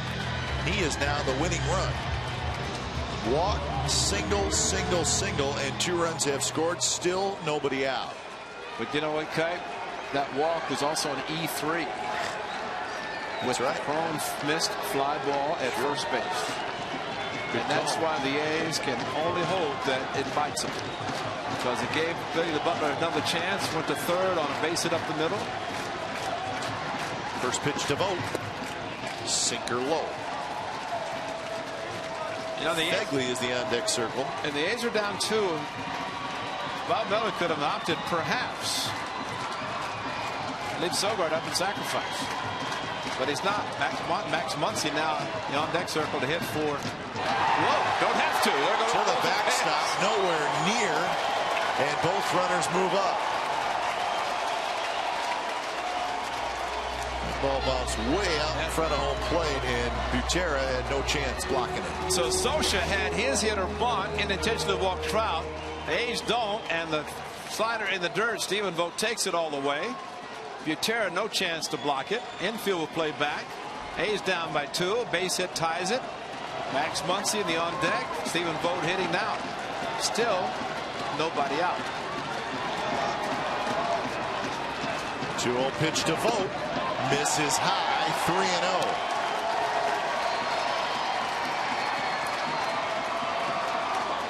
Now Houston Street's usually got very good control, and he's been a little all over the place. How about a green light for Steven Vogt? Although look at the target, they're going to walk or pitch him carefully, which they did, and 4-pitch walk.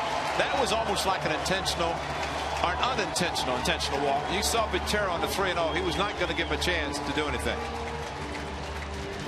Max Muncy in his rookie season, first major league hit over the weekend. Hard slide into second to Altuve. In a play in which Altuve was flipping, as Max Muncy said, all he did is step in front of him. I just happened to hit him. So he has a chance to be a hero. So 5 consecutive A's hitters have reached base here in the bottom of the 9th inning. So Lawrie at third, Canha at second, Vogt at first, and here's Max Muncy.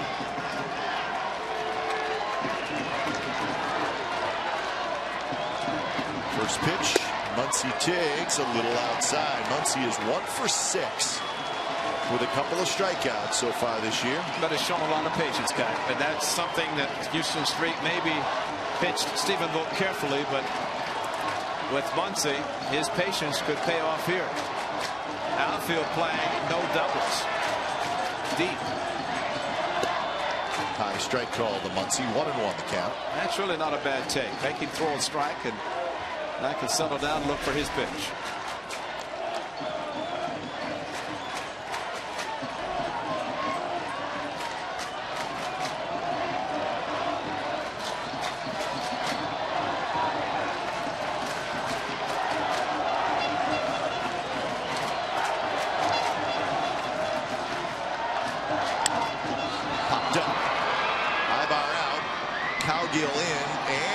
It's going to be Ibar who grabs it right in front of Cowgill. So 1 out.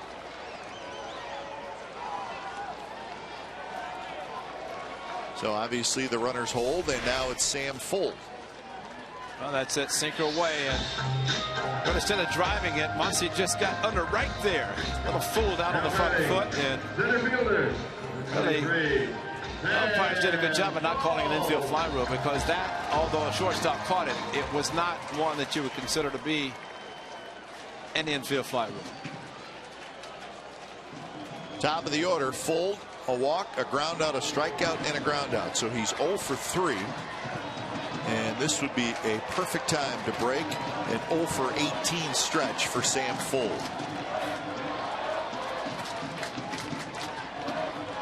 First pitch is a fastball just a bit high. Thing with Houston Street and the way he pitches, you almost as a hitter have to think opposite. Well, left-hander has to think opposite field. And as a result, Colin Cowgill, who's playing in left field now, is playing Fuld very, very much as a right-handed pull hitter.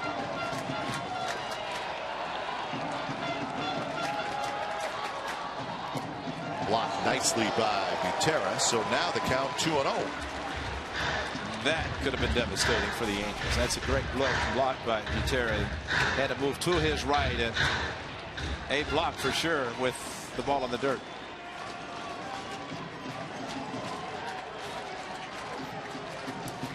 Too many zeros up there. Well, how about a gap to right center? Let Stephen Vogt run. 2-0 pitch. Missed up, and it's 3-0 to Fuld. Simeon waits in the on-deck circle.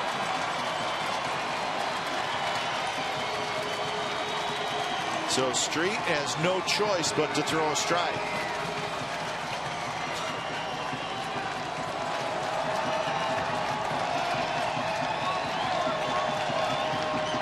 And that one eased in there at 88 miles an hour. So now it's 3-1.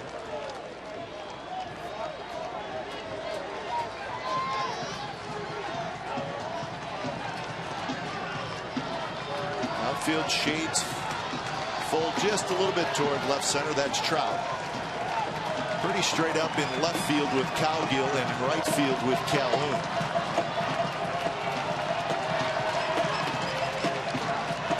Pitch, line to center, Trout coming in, he's going to play it out of half. 1 run scores, and the throw's going to go to third. They'll hold Canna, and it's 6-5. Well, there's a case of an outfielder playing deep costing. He's playing shallow, he catches it, and as a result, that's why Canna had to shut it down going to third. Sam Fuld hitting a line drive, and like you said, great call, Kai. He broke the 0 for 18 with a single, but Trout charged in, decided better not take the chance, and then the throw to third, maybe thinking that Canna was going to score, and threw to third to keep the runner from advancing to third, but he did not. Sam Fuld with a big hit. And you could sort of see why Trout may not go after that ball, because if he doesn't catch it, the game may be over. Well, yeah, you're a good point. And now Sam Fuld in front of the bag. Sam Fuld is key here at first base, because Crone is off first. He can get off, and I keep saying that about a possible double play. They're going to play for 2 to try to end it. Sam Fuld can do what Max Muncy did against the Astros.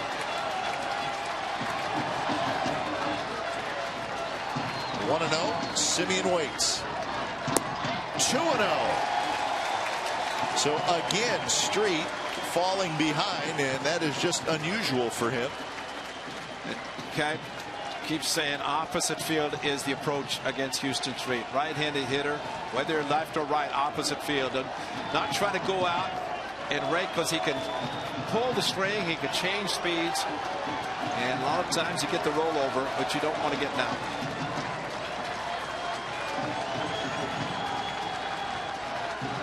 Two-0 pitch. Boy, he floated a changeup in there at 83 miles an hour.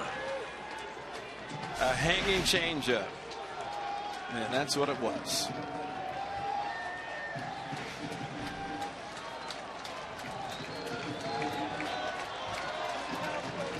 Simeon this afternoon is 0 for 3 with a walk. Canna, vote, fold are your runners. And that one's popped up. Shallow right. Calhoun coming. Giavotella out. Giavotella's got it, and the runner's got a hold.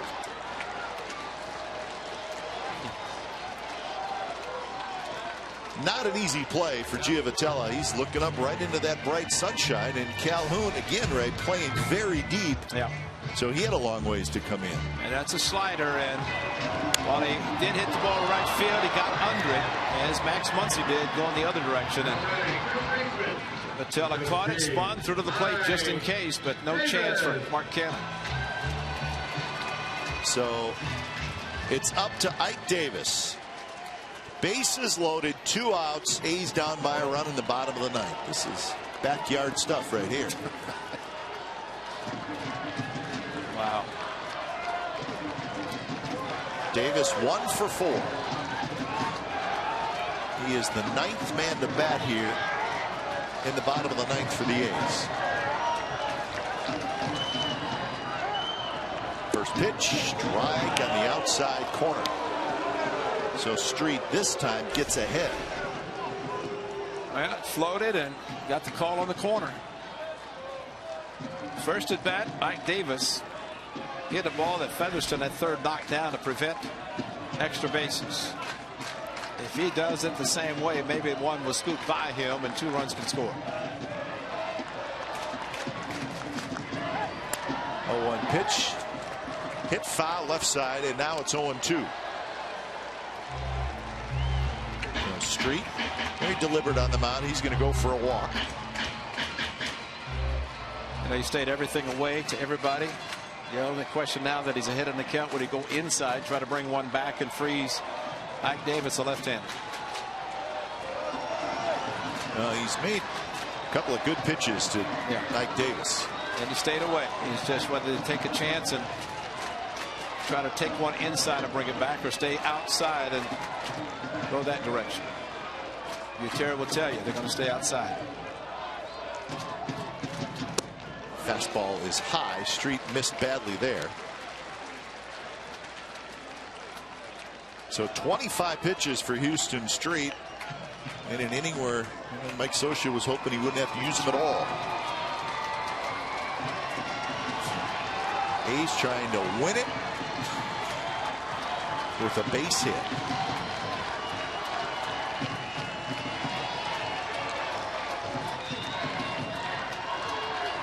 Street's ready, 1-2.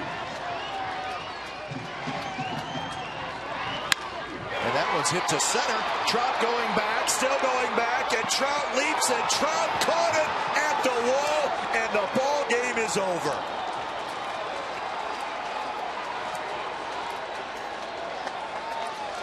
Well, he played shallow and a run scored. He played deep and helped him catch a ball that could have been a game winner for the A's. That's an MVP, folks. What it is. And he made the play. Ike Davis hit it well. Unfortunately for him, hit it straight away center field. But Mike Trout, look where he's playing. He goes back on the ball. He goes in on the ball. This time he went back. He caught it. And that's the end of the game. And that close for the A's to do something they have not done all year. But the 0 stays in that column. So what a ball game. And the A's score 3 in the bottom of the ninth and come up just that short, and you have to hand it to Mr. Mike Trout. That's right. Final score, the Angels 6, the Athletics 5. That's the final. You've been watching Oakland A's baseball on Comcast Sportsnet California. Don't go away. A's postgame live with Kelly and Shooty starts right now.